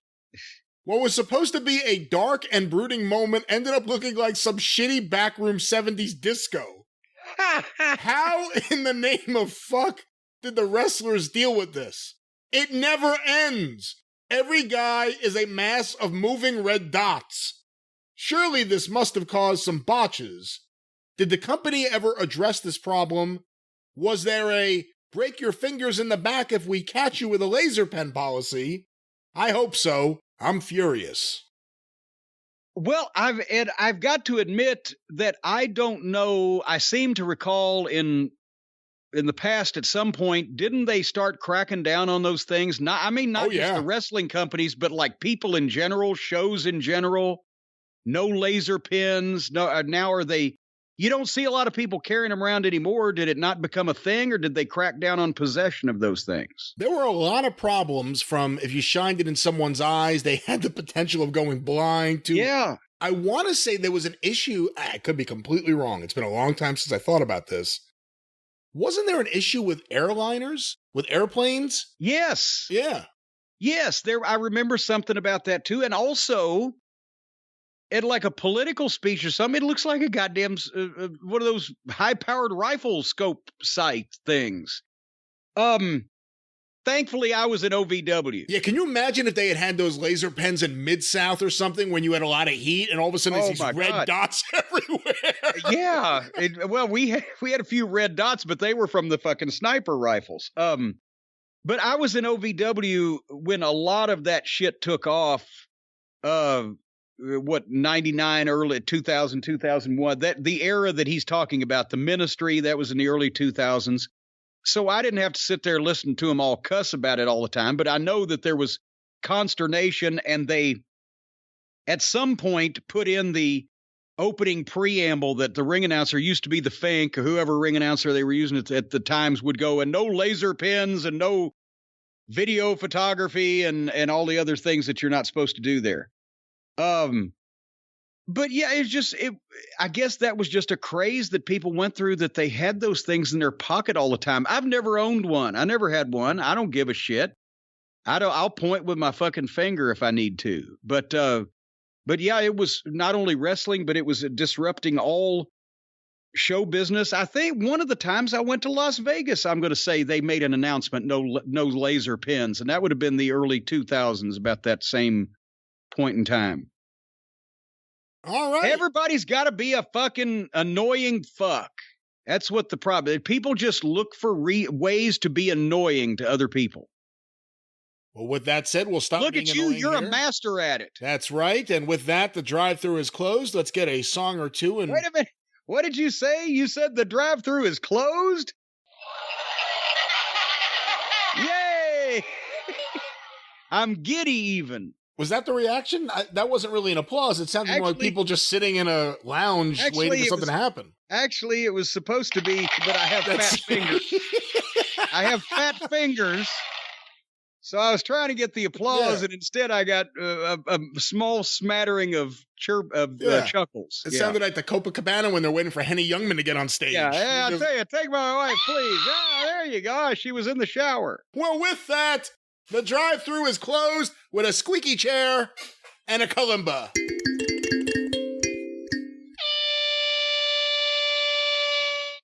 Of course, you can hear the drive-thru when it returns next week, wherever you find your favorite podcast. And don't forget the Jim Cornette Experience, which debuts Saturday, wherever you find your favorite podcast. Get access to classic episodes of the drive-thru and the experience by becoming a patron. Patreon.com/Cornette. For only $5 a month, you get access to the incredibly rich archive of the drive-thru and the experience going back to the beginning in 2013. Once again, patreon.com/Cornette. Get access to full episodes, clips of episodes, and omnibus collections, all with the exclusive and popular Travis Heckel artwork by subscribing today to the official Jim Cornette YouTube channel. Just go to YouTube and search for Jim Cornette. It will be the very first thing that pops up. Like we said, subscribe today. Over 230,000 strong subscribers. Yeah, don't shortchange us. And growing every single day, the official Jim Cornette YouTube channel. You can follow Jim on Twitter at @TheJimCornette. You can follow me on Twitter at GreatBrianLast. You can hear me on the 605 Superpodcast at 605pod.com. Available wherever you find your favorite podcasts. Don't forget Cornette's Collectibles at JimCornette.com and cameos at Jim Cornette. Well, I don't even know what to plug anymore with your website. Well, no, JimCornette.com, Labor Day weekend. We got some fun things coming up. The final labor of Jericho will be Jim Cornette's website going up. Labor Day weekend, JimCornette.com. Don't forget the drive-thru is brought to you by the Law Office of Stephen P. New, 888-692-8084. Get even with Stephen at newlawoffice.com. But until Saturday on The Experience, and next week right back here on the drive-thru, for Jim Cornette, I'm the Great Brian Last. Tally-ho!